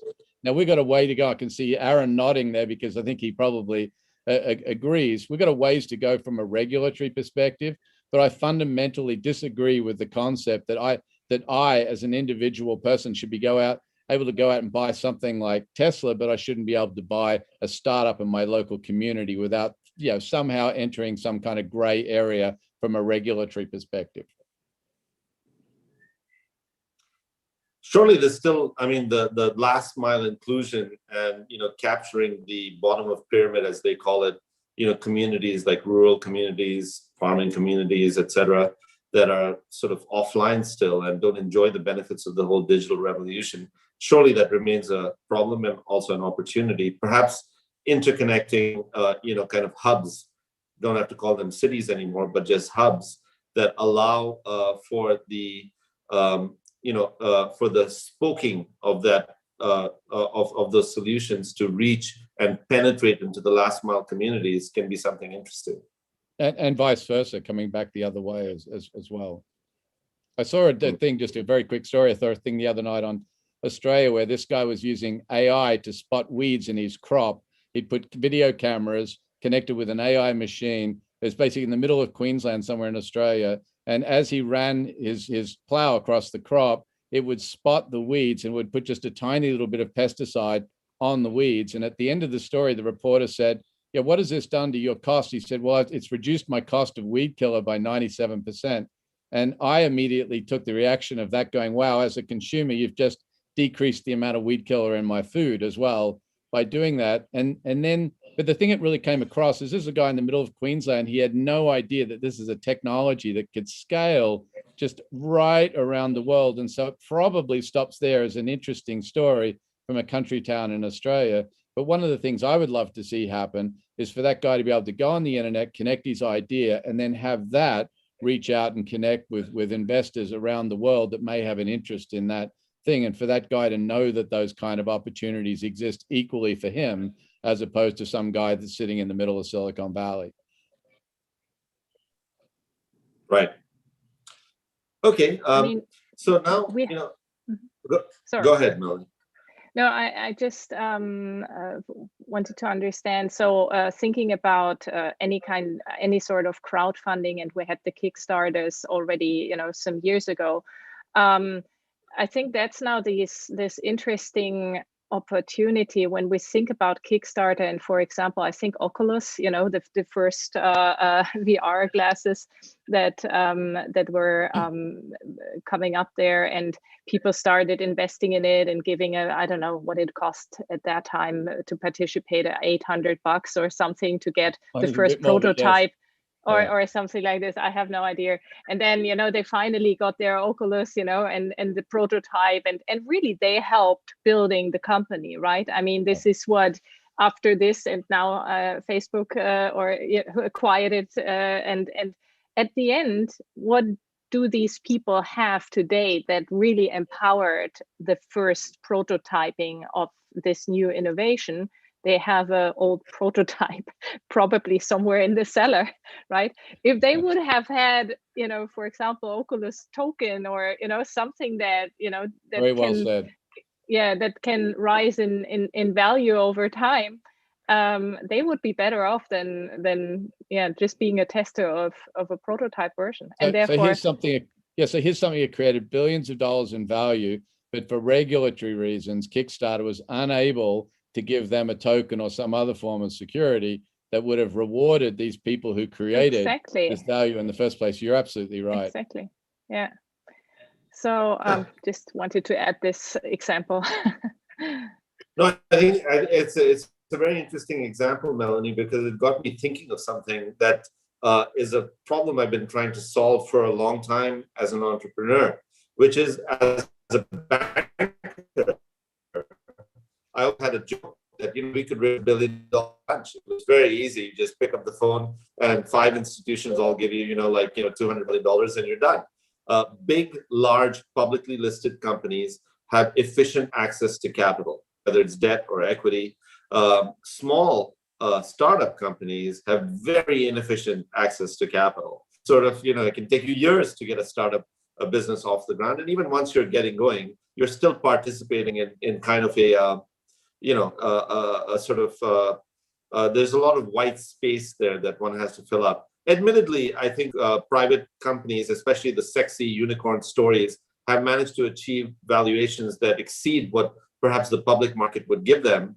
Some of these companies don't make any income and at the same time have billions of dollars of valuation. Admittedly, that's true, but again, they're called unicorns for a reason.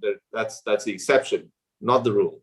So I think that one of the questions I really did have, and it's something that I genuinely feel that we need a proper answer to, is what is the future of early stage investing, and how can we make that more efficient?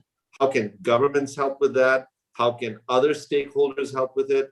And I'm on the phone from time to time with the big private equity funds or the big institutional funds, and their mindset has really not changed very much. They still have to go through the checklist, right, of like filling out all the criteria. How much money do you make? Are you revenue positive, and this and that? And a lot of companies really don't fall into that thing. What can we do to help?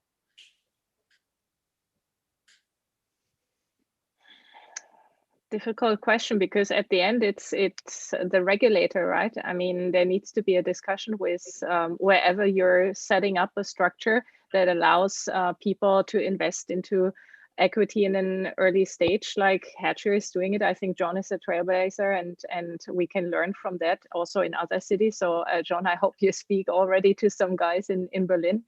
In this ecosystem.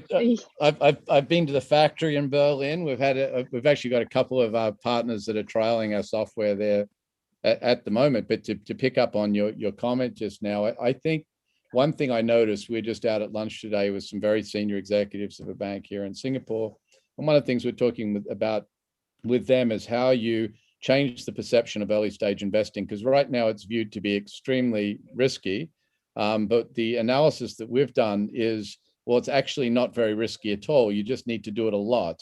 If you invest in 10 startups, you'll probably fail. If you invest in 1,000, then you'll get a 4 or 5x return. It's the difference is really that stark. And it's literally you're tossing, we actually mentioned this to a family office in the Middle East the other day, and they said, yeah, we get it. They said, we drill 100 wells. The 100th well will spout oil, and it forgives all the other costs that we had associated with that drilling process. So everyone gets it at a fundamental level that yes, if you invest in enough startups early on, like Aaron's doing, like we're doing, you will make money from that if you invest in enough of them. It's a constant advocacy process. 3 years ago, we were one of the few people out there in the world, along with people like Dave McClure and the founders of YCOM and YC and others that were promoting this as a story. What's happened in the last year is some very respected researchers from Google Ventures, INSEAD, Institutional Investor, Harvard Business Review, Angel List, have all come out in support of the strategy that we're executing and saying, well, actually investing in this really large number of startups like Aaron's doing in Malaysia, like we're doing globally, is the way to go, because you greatly reduce your risk by doing that. But guess what? You grow up the ecosystem so nicely in doing that as well, because these startups could be from any city in Malaysia. They could be from any city in Europe when you take that approach, because you have to build up a large portfolio. So it democratizes, it de-risks, and it creates a much more predictable set of returns for people. But it is an advocacy process. This is going to take us a little while to get to the point where this is the accepted reality. We're still in the early stages, but I do feel a much greater level of acceptance these days for this as a scientific truth than 2 or 3 years ago. Yeah, I think that's that about you're right. talking to Middle East already. That's also, I think, very good to hear. Would love to hear more where exactly in the Middle East, but maybe I worked there for in a long a private time. DM. No, I worked there for a long time, and look, I think the Middle East is rather a misunderstood place. Actually, I'm a big fan, and one thing I noticed over there is they are doing a great job, as is Malaysia, of creating startup economies and startup ecosystems, and they deserve a lot of credit for that. Now, it helps that they've got such a young population, right? Because the vibrancy and just the energy and the currency that you have with this population that's essentially selling to itself is huge, right? You can't underestimate that. So I think the Middle East has a huge bonus with its youthful population, as does Malaysia and parts of Southeast Asia. These are things that are not replicated in Europe and America. So true. Okay. Aaron, do you want to add anything to that? I saw you were trying to say something earlier. Yeah, I was just going to say that I think that's about right in terms of getting investments done. Clearly, our approach is slightly more high touch, or rather a lot more high touch than what John is doing. But we come from the same place, right? We also recognized early on that we can't do this where we back 5 companies and then hope for the best, right? We had to do a certain volume of companies. And that 5-year benchmark, by the way, was to be by 2022. And we're already at 21 companies as of last week that we've invested in. So we should hit 50 by next year, but every year we'll probably do 20 companies or so. And we can keep doing that so long as we can keep raising for the companies. I do think that one thing that governments and organizations can do is we need to support a lot more early stage plays, right? We need a lot. So for John's model to work and for my model to work, we need 1,000 guys to have started some sort of project somewhere and possibly fail, so that we can pick up the guys that we want to take bets on. And it's all a funnel that goes into that eventual one success story, one unicorn. So I just feel like sometimes the governments overcorrect, and then they say, oh, we're going to invest in Series A businesses, or we're going to invest in follow-on funding, when really what they need to do is create make more little fish in the sea, and then let the experience view from there and then forward.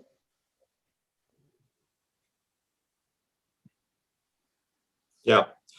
I mean, I think the world we live in also, this is more a philosophic comment, but I think it's interesting to consider, is that we live in a polarized world where you have a small number of people with vast resources.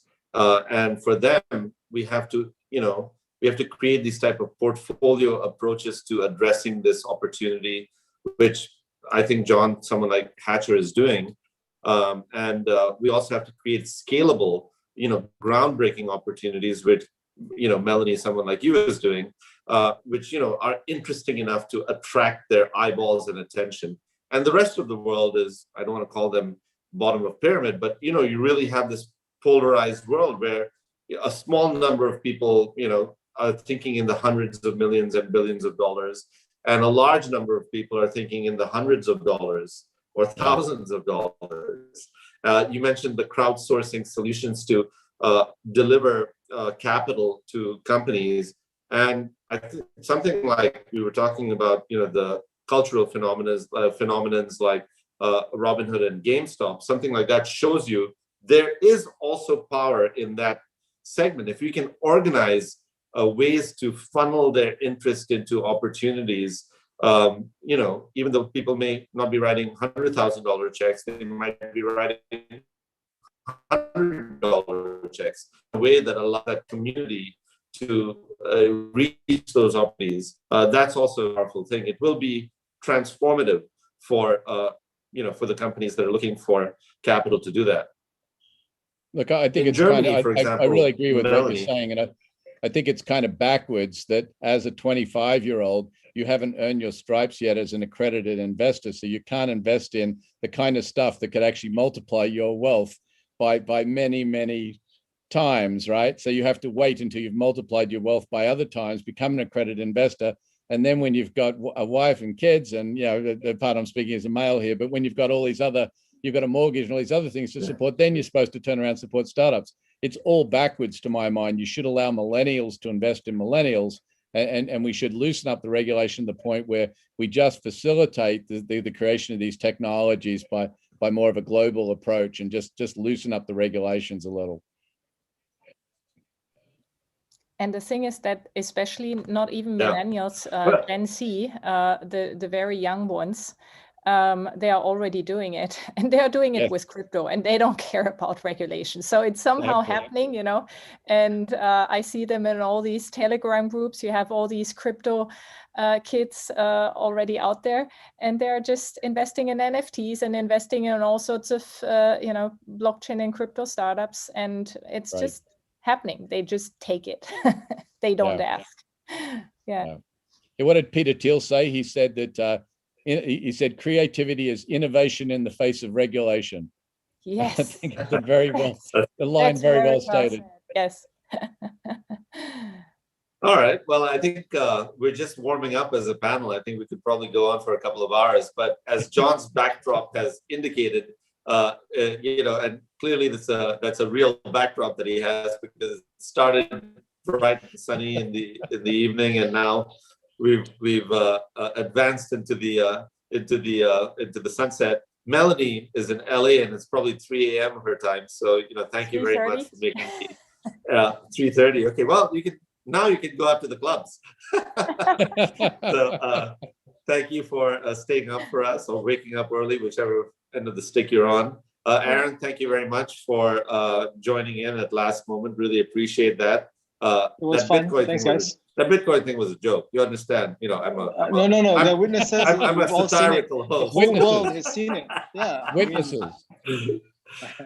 This is a smart contract, right? My connection just went bad, so I'm not sure what you're saying. But anyway, that was a very, very enjoyable hour that we spent together. I hope we get to do this more often. Thank you very much for Digital Week Online, for Studium, for Dennis Guarda and his team, Hilton, Supra, for organizing today's session. I will hand it back exactly on the dot at 7:30 back to our hosts. And thank you again for your contribution. Thanks, Asad. Thanks, Asad.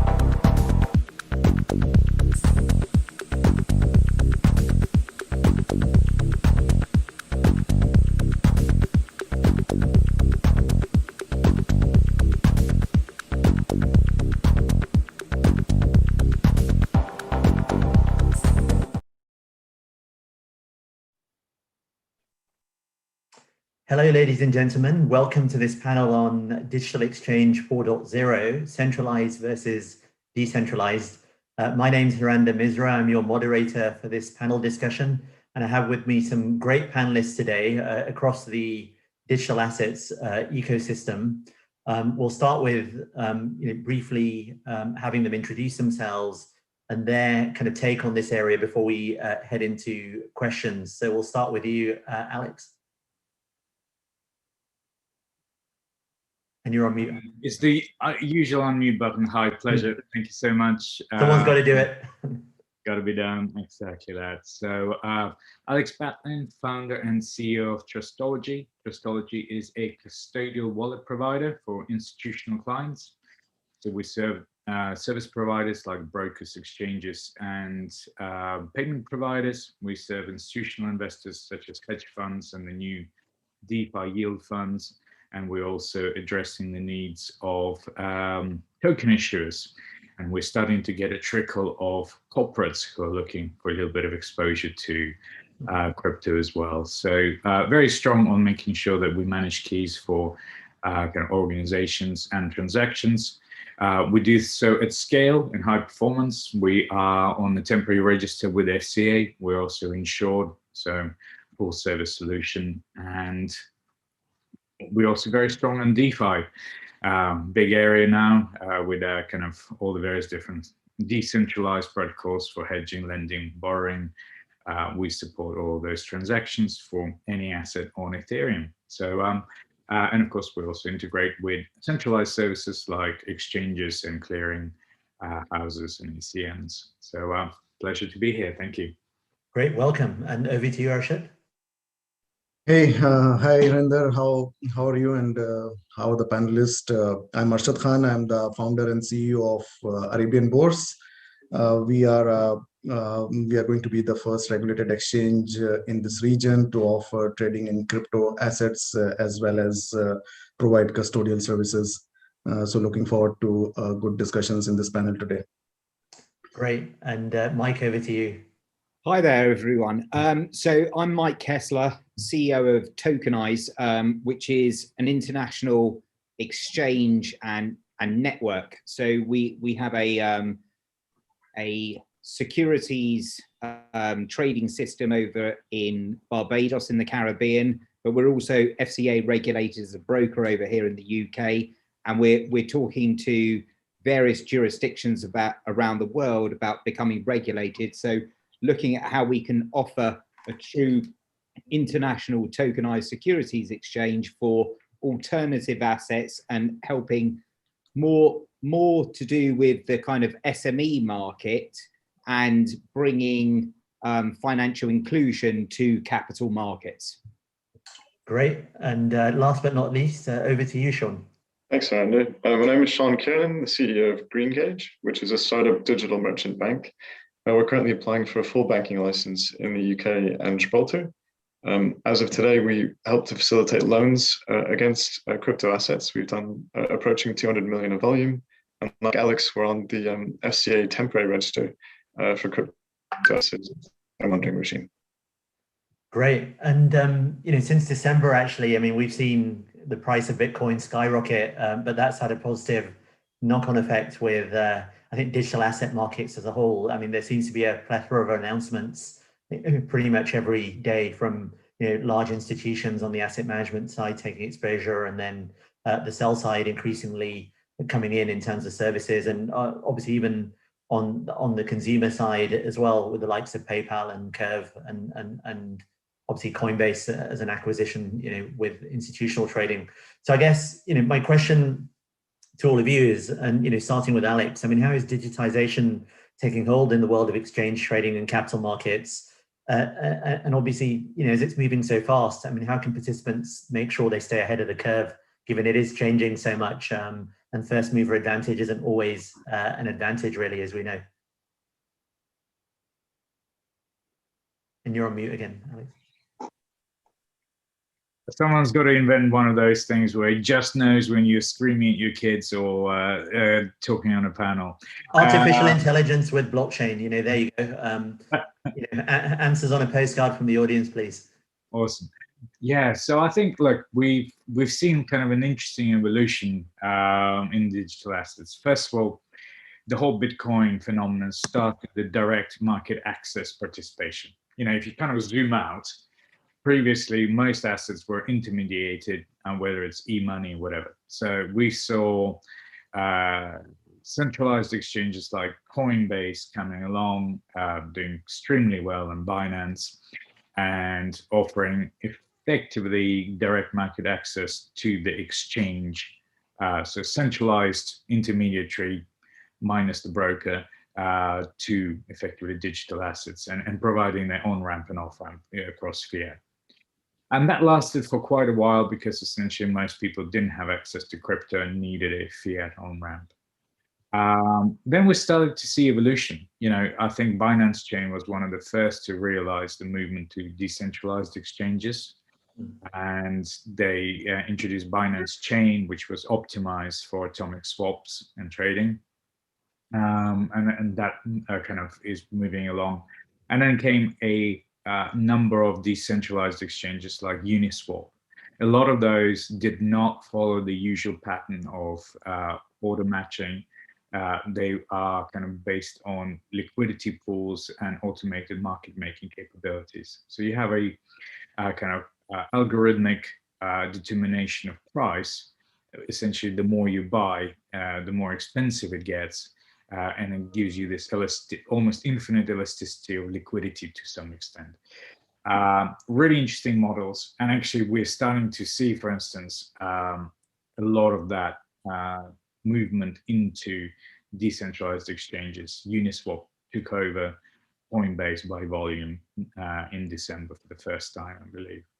So, some people will be skeptical and will think that centralized exchanges are here to stay, and maybe they will, or maybe they won't. We'll see how that goes. And then, of course, the next evolution is actually just on that. Sorry to interrupt. I'm going to give Arshad a chance to get into that point. Just before we expand on it, because obviously he's launching a centralized exchange, but obviously with digital custody, again, integral to that. So Arshad, centralized versus decentralized in the debate. Obviously Alex suggests the volumes are going decentralized, but obviously isn't that a contradiction in terms, given the essence of an exchange is to centralize liquidity, even though we know with smart contracts and decentralized that's also possible. So your thoughts on that before we head into those other points? Sure. In the last 20 years, if we see, there has been significant changes in the way trading has been happening, whether it is traditional assets or the digital assets of late.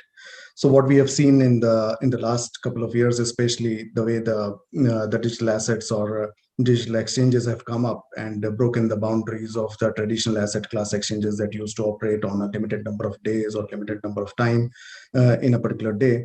And those things have been addressed by digital exchanges coming on board, offering 24/7 trading and real-time settlement, and connecting issuers and traders directly. So taking away the intermediary cost and time along with that. So of course, now another form of exchange mechanism that is coming in place and getting a fair amount of visibility is decentralized exchanges, which in a way is a bit different than the way the centralized exchanges used to operate or the fundamental business nature that they have.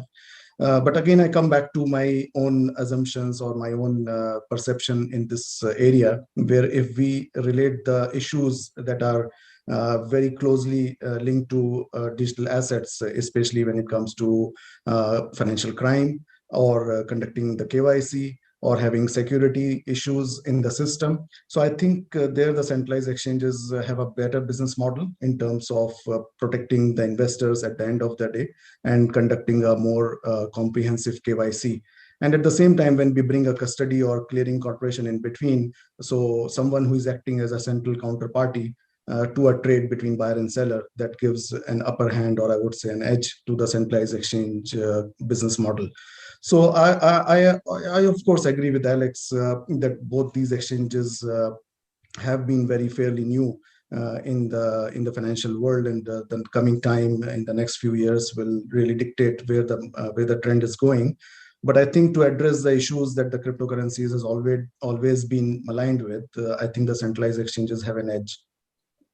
And then just, Sean, because you're on the you look at the borrowing and lending side of crypto assets as well, and to me, when I sit here, actually the two aren't necessarily mutually exclusive, decentralized and centralized, because increasingly as well, I know B2B on the decentralized finance side is kind of a nascent market, but we're seeing interfaces, let's say from our technology into DeFi constructs, even from a centralized exchange model, to allow you to offer those services to your clients without actually going down the completely decentralized exchange route. So, what's your take on that level of intersection? I think I completely agree. I think it's going to be a story of both kind of coming together and different bits of the puzzle using both centralized and decentralized. I think one of the interesting things, as you mentioned, is the rise of lending in the DeFi space, which has been an absolute kind of growth story in the last year, where now billions are passing hands completely out of any centralized balance sheet, purely peer-to-peer. I think the issue, though, for real institutional flows of funds, and particularly some of the big names I'm sure we'll speak about later in this panel, is that for them to engage in the likes of DeFi, it needs to be clean, meaning full KYC, AML. And as of today, there is no framework as yet, or a jurisdiction where there's a regulatory blessing for this element of DeFi to be brought into the fold. And I think if that can happen, if DeFi can be made to be normalized, if you will, and comply with the same standards that the centralized exchanges operate within, Arabian Voice, for example, is to a very high standard, I'm sure. That might be a way that those two worlds can speak. But I think that's still a story to be told. And actually, Mike, I mean, this touches on an interesting point because, with what you're doing, really, I mean, exchanges have traditionally been B2B, at least the established ones.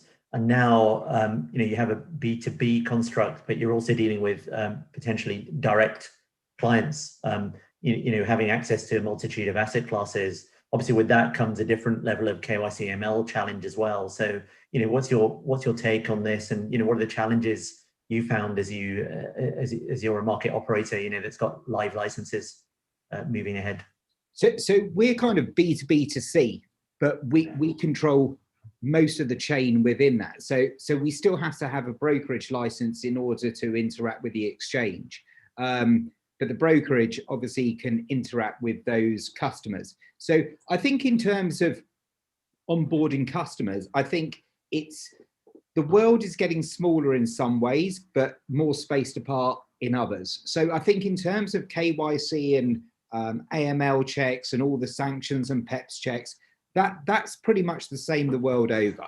I think the difficulty really comes as to how you can do these things on a 24/7 basis, because if you want financial inclusion from different places throughout the northern and southern hemisphere, then we've got to be able to cater for that. And I think it's having different standards, having different kind of methodologies, dealing with those that are banked, potentially also not excluding those that are unbanked. So how we go about getting an international standard, I think is going to be the holy grail. I don't think it will ever happen. I think also what we have to bear in mind is that each jurisdiction has their own anomalies. So what the accredited investor is in the US and what they can invest in and their holding periods and things like that might be completely different to what it is in the UK or Uganda or Singapore or wherever these places might be. So there's no one global definition. So unfortunately, but I do think technology can assist with this, because technology effectively, if you can put in all the right parameters and create the matrix that people can fit into, then you can onboard customers and make sure that what they're doing is appropriate to the risk or commensurate with the risk that they can undertake within that jurisdiction. And it's a good point. And Alex, just to touch upon, what you were saying. I mean, I know, again, with our interactions, regulation's been front of your mind, and you place a big emphasis on security, and you're dealing with the nuances of, multiple OTC clients, exchanges that you're dealing with, and they're all in different jurisdictions. So, how do you manage that? And some of that's challenging as well, because you're right. Whether it's in certain jurisdictions where there is no insolvency law for crypto assets, on the other hand, regulation is very markedly different, or in some cases non-existent. So, how do you address that using technology? Yeah, absolutely. I think, we have so much experience from the centralized world, and it's always very tempting to bring that into crypto. But actually, I think it's a fundamental mistake, because the technology allows us to invert the control. The entire centralized system before was based on parameter controls, be that banks, brokers, and stuff like that. So because the money that being moved around is dumb, there's no, the piece of paper is not going to tell you that you're not allowed to hand me over. With digital assets that are based on smart contracts, you can invert the control. You can put the kind of controls around who's sending, who's receiving into the asset itself. Therefore, you no longer need to create controls around the parameter, the brokers, the other intermediaries. You actually include the controls in the asset itself. And this is some of the stuff we're starting to work through. So you can wrap Ether or ERC20 tokens into ERC777 tokens. The ERC777 tokens can have both kind of pre-send and pre-accept hooks. At this point, you can include an identity provider, and therefore you satisfy the FATF travel rule with a single standard that's actually, sorry, I've been in banks for a long time. 5 years later, people talk and talk about international standards. It doesn't ever frigging happen.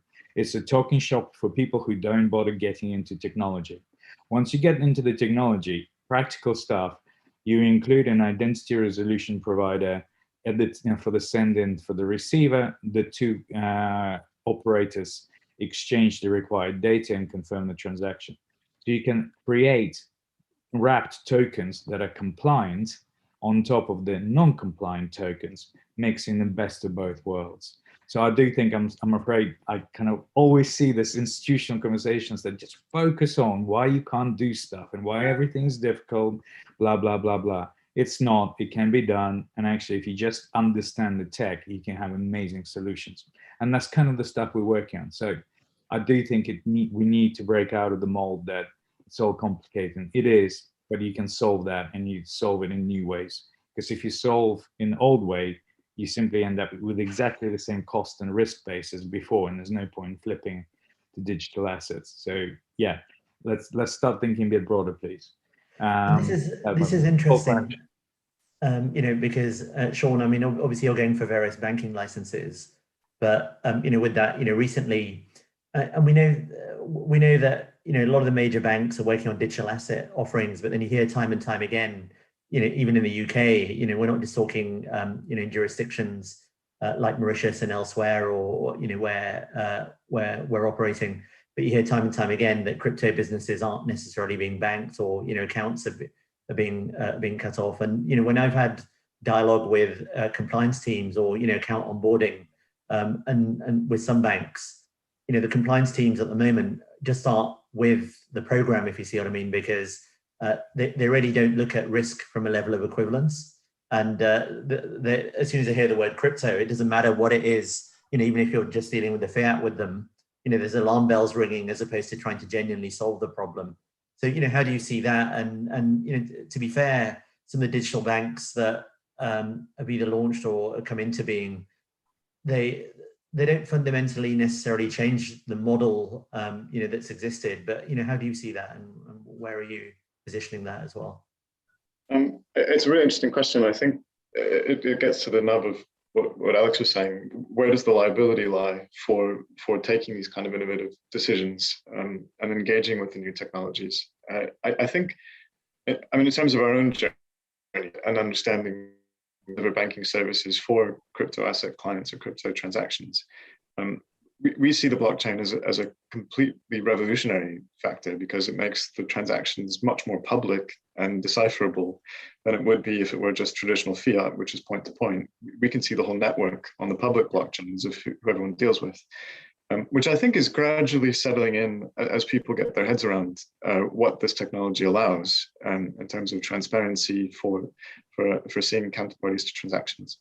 And I think compliance teams and banks, understandably, if there's a new thing that they don't completely understand, will wait until the market takes an action for them to move, and allows a space for entrants like us to maybe get there a little bit faster.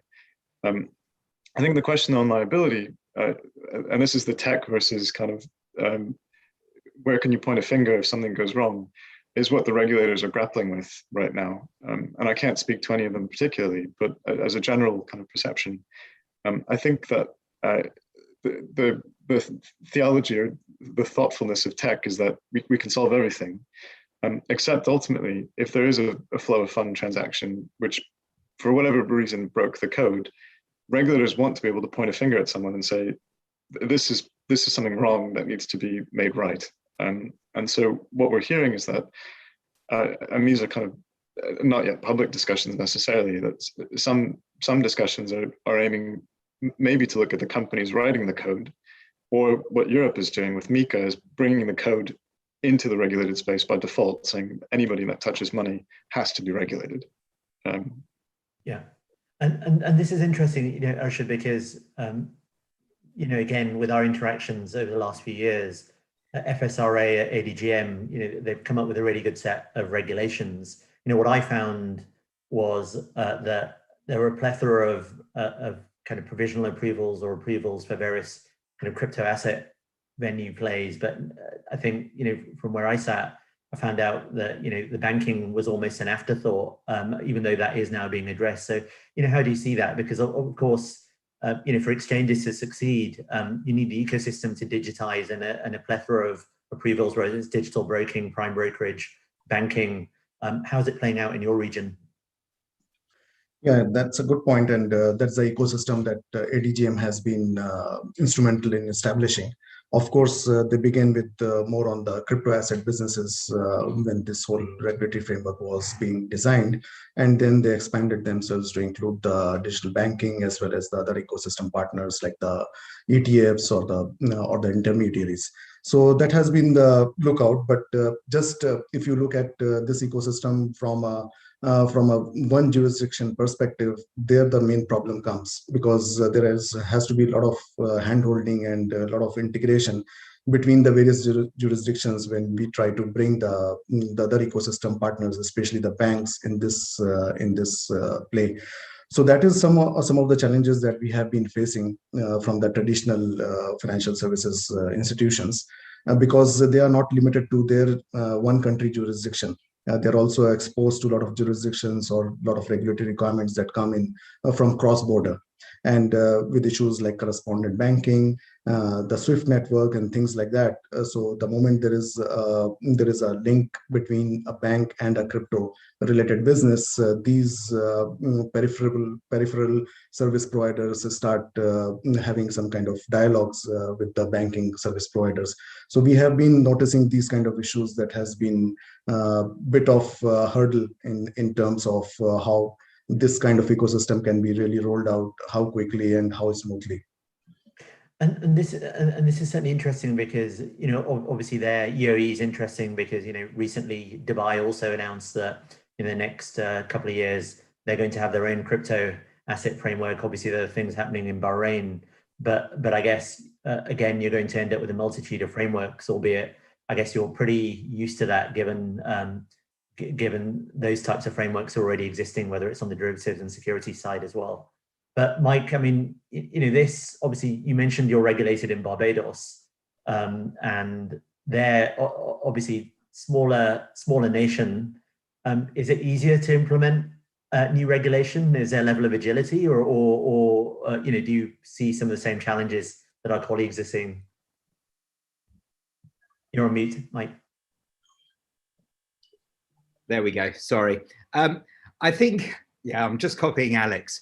It's a trend. It's catching on. Exactly. I think in terms of, are they more open and approachable? Yes. In terms of changing legislation and regulation, I think that potentially, maybe they're more open to it than some of the larger kind of institutions like the FCA, because but I would say that they've got greater challenges insofar as they're less developed in terms of their regulations. So someone like the FCA is fairly au fait. I'm not saying that everything that they do is perfect, far from it. But I think in terms of their understanding of the regulations and the legislation, that works quite well. Whereas a small nation like Barbados, it has a fairly limited Securities Act. So it's open to greater interpretation. And I certainly think that in terms of that, if you can get legal comfort with the nation, then it makes life easier. But at the same time, we've also been invited to apply to the regulatory sandbox, say in Mexico, which has a fairly robust new fintech law. But they're also looking at how they can adjust some of the regulations to fit what the new technology is developing. Because I think all regulators would admit that they're always behind the curve. So you have the innovators of the technology who go ahead and do something, and then they have to play catch up and make the regulations fit around that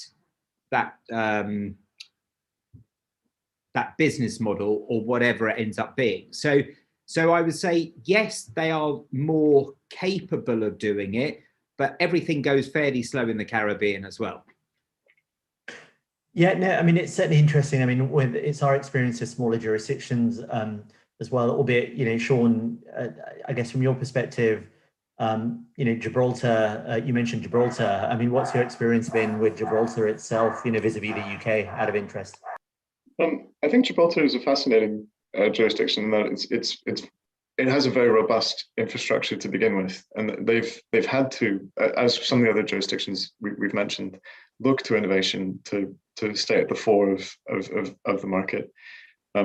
I think one thing that we've taken a lot of comfort from is that they've not just approved everyone. It's been quite a small list of firms that they've looked to attract, but they are definitely seeking to build a long-term presence there. I think they were one of the first countries to have a bespoke regime for crypto assets.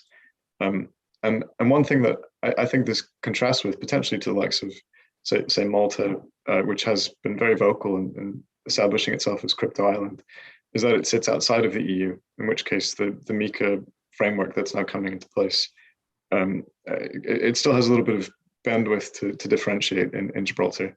In places like Barbados, etc., I think there is that freedom still to look outside, although increasingly FATF and the travel rule, I think, will apply to everyone. So that is a positive, at least for setting a baseline for common regulatory oversight. Yeah, and I think that resonates with me. I mean, given the activity on the GMX group side we've been having in Seychelles, Mauritius as well, but certainly, they're all looking at international standards. I mean, there are no IOSCO guidelines. I mean, there's kind of guidelines, but there's no principles formally published for crypto assets either.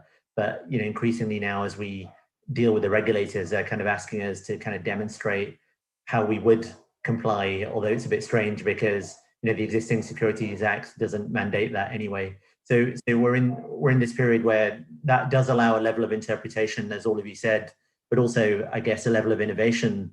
And the challenge is always we're trying to loop that back to the regulators to then give them that feedback loop and try and affect some level of policy or regulatory change, which, as Mike, you said, always takes some time.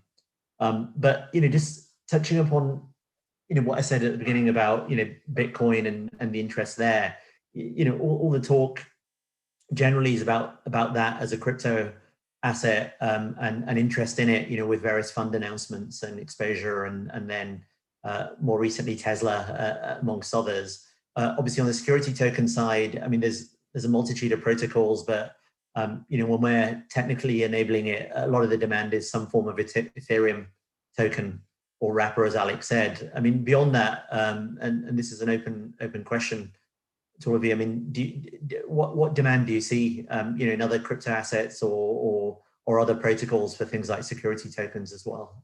So I don't know who wants to jump in. Yeah. I mean, so I'll jump in if no one else is at the moment. I think in terms of different protocols, I don't think that we've yet seen the security token protocol of choice. I think it's going to be an evolving process. I think things like what one needs to bear in mind is things like Ethereum, as good as it is, because the recent price hikes and things like gas fees, it makes it incredibly expensive to be a financially inclusive system if you're doing everything on the Ethereum network. So I think you're also going to have certain security protocols that have to be built into these things. So I think over time, what you're going to see is a security token or a security blockchain evolve that is going to become an industry standard. Whether that's someone like Polymath, Securitize, Polymesh, whoever these things end up being, I think that still remains to be seen. But I think what needs to happen is one needs to be able to transact very, very cheaply, very quickly. And I don't think necessarily, I mean, as you know yourself, Hiranda, you don't necessarily need to do everything on the blockchain itself. So a lot of these activities will take place off-chain, and then the recording of that activity will then go on-chain to make sure that you've got that immutable ledger of what's happened. So I think that there's going to be a kind of thing over time where you'll get someone like NASDAQ will come up with some security token, probably protocol, and the LSE might, who knows? But I think the interchangeability of those tokens is also going to be key for the future as well, as to how that operates across different exchanges.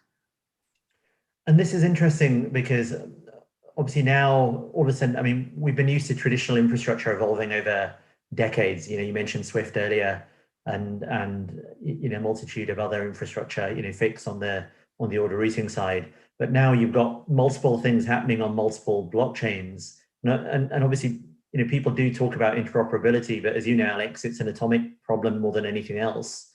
Now, and then obviously equally, you know, depending on the custodians we talk to,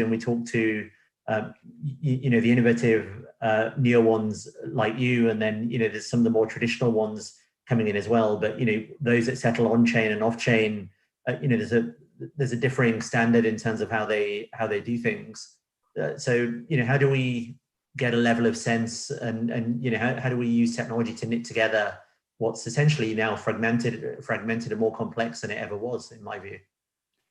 Yeah, it is, but I think there's some really interesting developments. And again, kind of, I come from the technology background, but I think it's also important to know that I think there are legal and regulatory solutions for all of that. But this is ultimately a technology-driven space. So you need to look at the fundamentals of the technology and then apply everything else, commercial and stuff like that, to make it work. So the biggest development we've seen so far right now in terms of scaling is probably layer 2 protocols like Optimism, something that Vitalik's been very keen on. The reason I think that has a lot of legs is because it's compatible with the Ethereum virtual machine. So that whole army of people who have created this huge now number of smart contracts and protocols can very quickly and easily port that code from layer 1 to layer 2. So all of a sudden, you now have a very quick migration path to something that's a lot faster and cheaper than layer 1. So layer 1, the normal Ethereum, becomes almost like the settlement layer. And then the same business logic can now be executed on layer 2 at a fraction of the cost and much faster. So at that point, you know, you can start to see how clearing and netting, or the effect of clearing and netting, can be done on layer 2.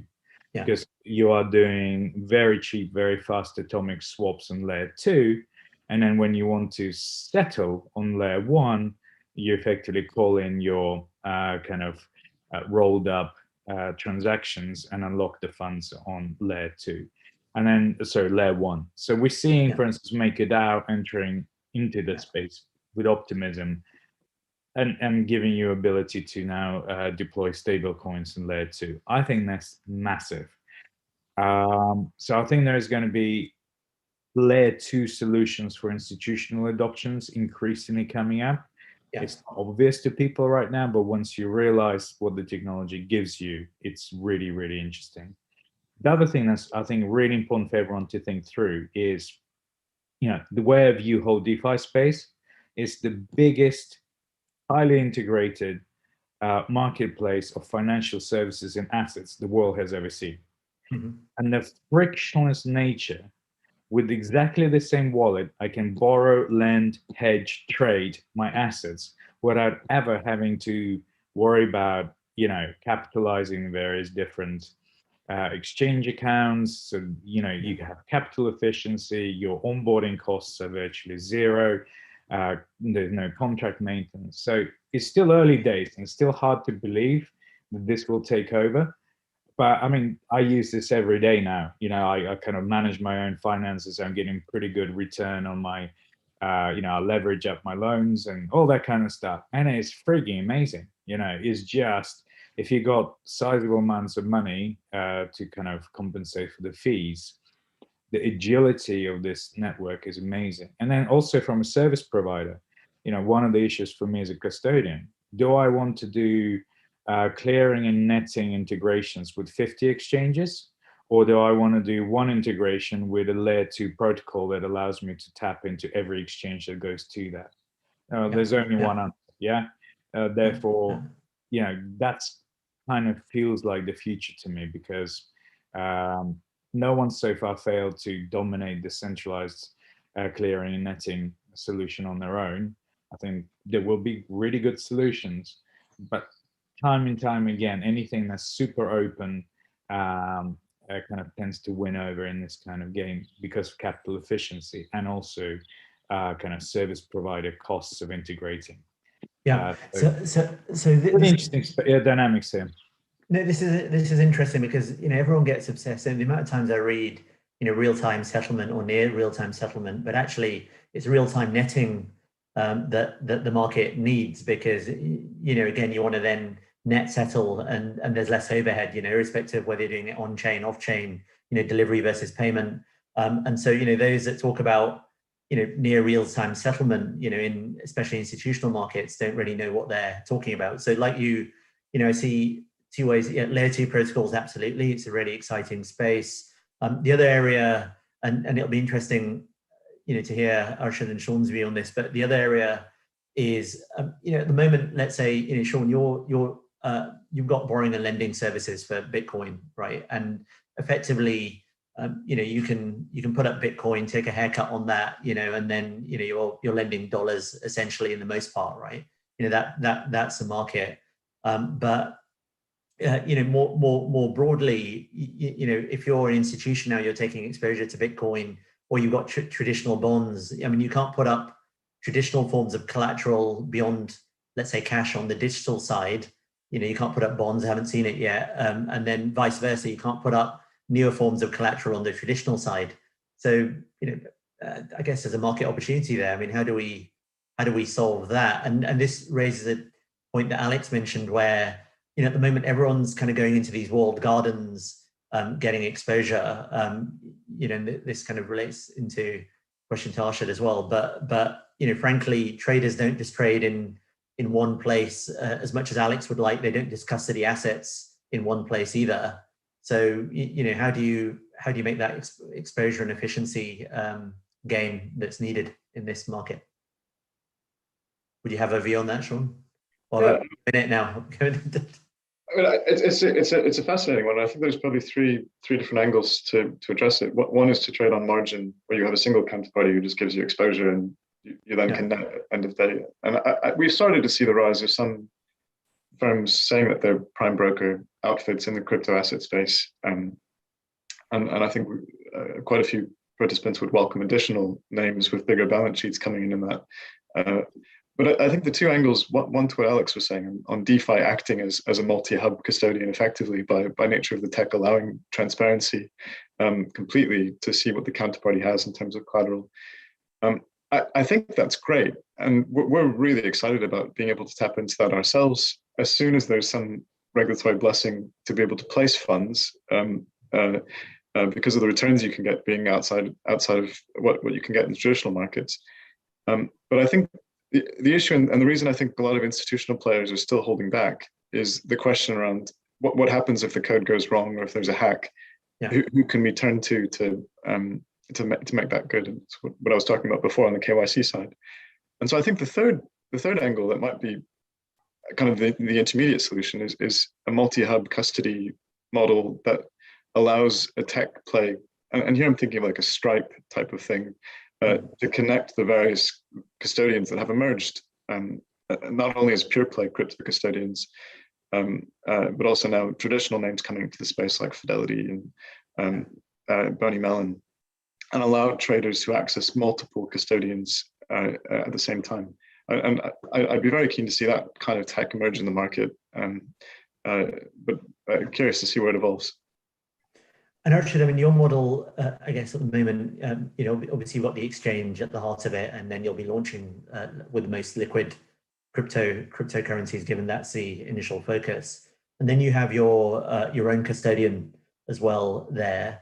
Now, do you see a multi-custody model emerging, or what's the play here as far as you're concerned? And again, we mentioned layer 2 protocols in DeFi, but obviously in your region, as far as ADGM goes, that the regulation's not necessarily there, as you'd mentioned. So where do you see all this evolving? Because it's a fascinating region and things can move very fast, as we've seen with regulation there. Yes. I think it will be a mix of all these things to begin with. So what we will be seeing, the kind of demand that is coming in, and from which kind of investor, and what is their ultimate objective of coming on board and using our facilities. So certain class of investors are just there to buy and sell, and they are like day traders or arbitrageurs or jobbers who are doing this activity just to make money on tick by tick movement of the prices. Others are there who are like holders or long-time investors, and then they utilize your custody services to park their assets in DeFi applications or in lending and borrowing platforms to earn that kind of returns that everybody is enjoying these days. And then third thing that I see happening is the multi-custody arrangements, whereby if you have an institution moving his assets between different jurisdictions, so that kind of custody play comes in place. But of course, for an exchange like us, where there is a centralized custody, there is a lot of advantages that can be offered to investors who are like first time in this kind of industry. And this industry is very new, and there is a lot of new joiners which are coming on board, and they are not that sophisticated like us, who have very much clean understanding of how they can use these apps, and they can participate in lending and borrowing, or they can go and go on to the layer 2 and can get their assets tokenized and custodized, as well as go on the exchanges and buy and sell or borrow and lend. So I think in the initial days, exchanges like us have a very important role to play to clear that air and bring that kind of sophistication into the minds of the people. Then they can, of course, move to the next layer of sophistication and start utilizing a more decentralized architecture of this whole ecosystem. So I think that's what we are trying to do, whereby we have, to a certain extent, removed the centralized nature of an exchange, where there were intermediaries and there were too much of interference from certain sectors of the businesses. Now everything is technology driven, whether it is identity management or transaction management or even KYC to a certain extent. So everything is technically driven. It's a 24/7 market. You can't expect manual intervention in these kind of things. So we are moving to that scenario where everybody has control on their own things, so that the time of transaction can be reduced to as low as possible. But at the same time, there is enough knowledge and there is enough awareness that people don't burn their fingers at the end of the day. And this is interesting because, again, we've seen more recently now, regulations are going to work against, let's say, crypto trading in India as well. And I guess we'll see directly, indirectly, some of that flow kind of manifest itself in your region, just because of the dynamics that you had. Rupee dollar has been traded on DGCX that you initially set up, for many a year, aside from Singapore. So I think, I see lots of activity in that region, and these players, these newer players, they need that hand-holding. They're not, so yeah, no, I'd agree with you. I mean, Mike, just on that related point, everyone kind of hyped up security tokens, again, 3 years ago, and then beyond that, kind of ICOs 2018 when they kind of reduced in size. But we're still kind of waiting for that kind of real takeoff of security tokens, and some of that, as you rightly said, is some degree of standards and finding your feet. But there has been a degree of cart before the horse here. Obviously, it's an area that I'm very positive on, because we're seeing kind of interesting things emerge. But how do you see it play out? Because the way that I see it, everyone gets really excited about, yes, I'm going to tokenize a bond and put it on a corporate bond and put it on the blockchain. But there's no magic wand here, because a liquid bond is still a liquid bond, right? So how do we get traction there, both in terms of primary issuance investors, and then also harness secondary liquidity in something that traders will find interesting? Because in a liquid bond, there's no hedging or arbitrage market of note, really, or it's limited by any degree. Yeah, so I think it's an interesting marketplace. I think it's been slowed down to an extent because of the pandemic. I think things would have accelerated faster, albeit on a primary issuance side, you can't go out and do the road shows and raise the capital, which follow the traditional methods. But I do think what we're starting to see is the access to potentially some form of security tokens that don't necessarily take the common traditional standards of just a straight equity issuance. And at the same time, I think what you're also seeing is that bond issuances, they all trade OTC, and they tend to be for a minimum large denomination of $50,000 upwards.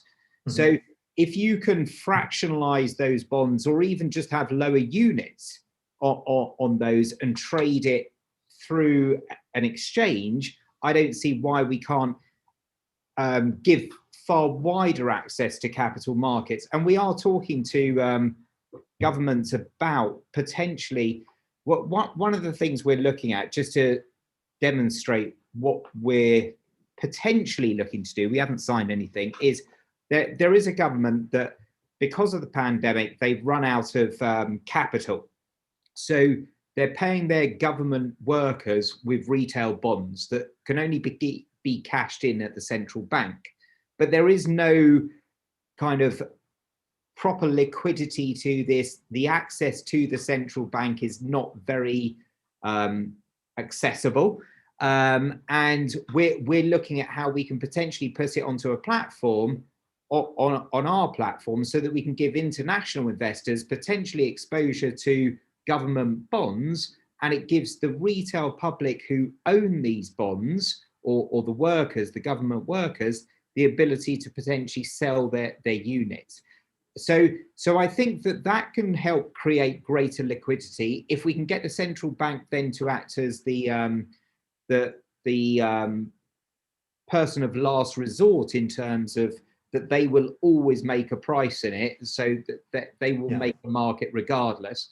But the other thing that we're looking at is how can we deal with some of the kind of more slightly esoteric industry. So NFTs have gone completely nuts over the last 2-3 weeks, just crazy. So we could look at how we can fractionalize NFTs in the same way that you can fractionalize a property, the Shard in London, or the Burj in Dubai.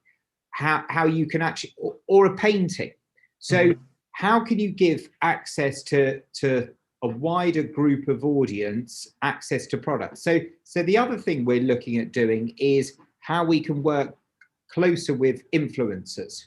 So how we can monetize and securitize some of those influencers, and therefore you have a more of a mass market that you can appeal to, whether they're investing in, say, a royalty token where they get some residual value from in perpetuity, so different to a bond. And I also think that sometimes some of the actual capital markets as they exist today are not necessarily as fit for purpose for what would be tomorrow. So for example, with the pandemic, we're looking at how we can create what we call a royalty token, which in effect is a preference share that gives someone the ability to have a certain right to the economics, whether it's profits or revenue of a business in perpetuity. So if you go through another pandemic and there's a sudden slump and the business falls away, you're not in risk of default, which many of these bonds have been. So I think if you can do that for a mass market, which is why we want to be financially inclusive. So someone in Venezuela who are going through torrid times and maybe paying people on, by and large, through things like Bitcoin at the moment, if you give them exposure to securities in say New York or London or wherever it ends up being, then in terms of financial security, I think it will be a lot better. And because you're hopefully appealing to more of a mass market, it will in turn create a greater liquidity. But I think it's very retail driven to start off with. I think it's going to be in terms of the security token market. And I think once the retail adopts it, I think it'll be like Bitcoin. You'll start seeing the institutions coming to play. But I think it's important to also note that on most stock exchanges throughout the world, you get the top 20 to 25% is fairly active. The next 25% is relatively inactive, and the bottom 50% are zombies. So you're not suddenly going to wave a magic wand and create huge liquidity, But I think if you have mass appeal to a wider audience, I think you can create greater liquidity. And obviously you can have market making facilities and stuff on top of it. Yeah, and also we've found with some of what we're doing, a portfolio-based approach, with a broader range of similar assets kind of packaged together is certainly interesting. Just one thing there, because, you'd mentioned SMEs, but Sean, you'd mentioned SMEs as well. Then, at the moment, some of these kind of investment platforms, whether it's, security token platforms, are talking about, raising capital for SMEs on equity and debt. Obviously, there as a future regulated bank, it's something that you're passionate about. But again, for the audience's benefit, sometimes some people struggle with, well, how can digital assets democratize access in terms of SME finance and lending? I mean, could you just talk to that point, because I think it's interesting. Yeah, I think one thing that's been really powerful has been the rise of the crowdfunding or crowd lending platforms as a sign of what could be possible if we look at the technology and opening up access to capital. And here we've seen that there is demand from retail for access to startup companies or SMEs that are looking to raise equity or debt funding. I think the real push though will happen when more institutional investors think that this is a viable means to access a new asset class. And here I was intrigued by the previous panel and the discussion around looking at just the sheer numbers. If an institutional investor invests in 1,000 small companies, they will have probably a good, based on portfolio analysis, return across the portfolio. But in terms of the mechanics of delivering that, and here I'm particularly keen on digital debt, because I think the cost to issue a bond is for an SME prohibitive, being a couple $100,000 when it considers legal fees, structuring fees, underwriting fees, and the whole gamut of costs. And if we look to digitize that whole process and strip out the variability between different SMEs in raising debt capital and offer a simple digital instrument, that could become theoretically tens of thousands. And there are some firms who are already thankfully looking to structure that process. And that's a game changer. If an SME can think that they can raise the $1 million that they need to build a widget or the next factory in a way that is much more capital efficient for them, there will be then supply of good companies looking to give. But they will only, I think, tip that balance when there is that institutional interest. And I think I would just differ slightly with Mike. I think retail will probably drive it, but we're not going to see the real flow until there is institutional interest in investing as well. Yeah, no, I'd agree with that, and it's interesting because with some of what we're doing, and Mike has seen this as well. The cost of creating bonds or other forms of instruments has fallen dramatically because, again, you're using technology to automate that and standardizing a legal process, or sponsorship or whatever model that can be that can be quite cumbersome. So you're kind of rationalizing a lot of that. But the other interesting thing is, for these types of loan products as well, and I've been reading up on it as far as the US is concerned as well, because what the implications of DeFi, vis-a-vis some of the issues that some have fallen into with, not to name names, on security token issuance that they thought wasn't a security at the time. But actually you can structure these instruments so that they're not securities at all, as you intimate, Sean, and that to me is very, very interesting, because even when the banks are taking on loans, I mean, there's a limited secondary market for these types of instruments, right? They'll underwrite it and then they'll write them off. But we're beginning to see opportunity in some of those asset classes for sure.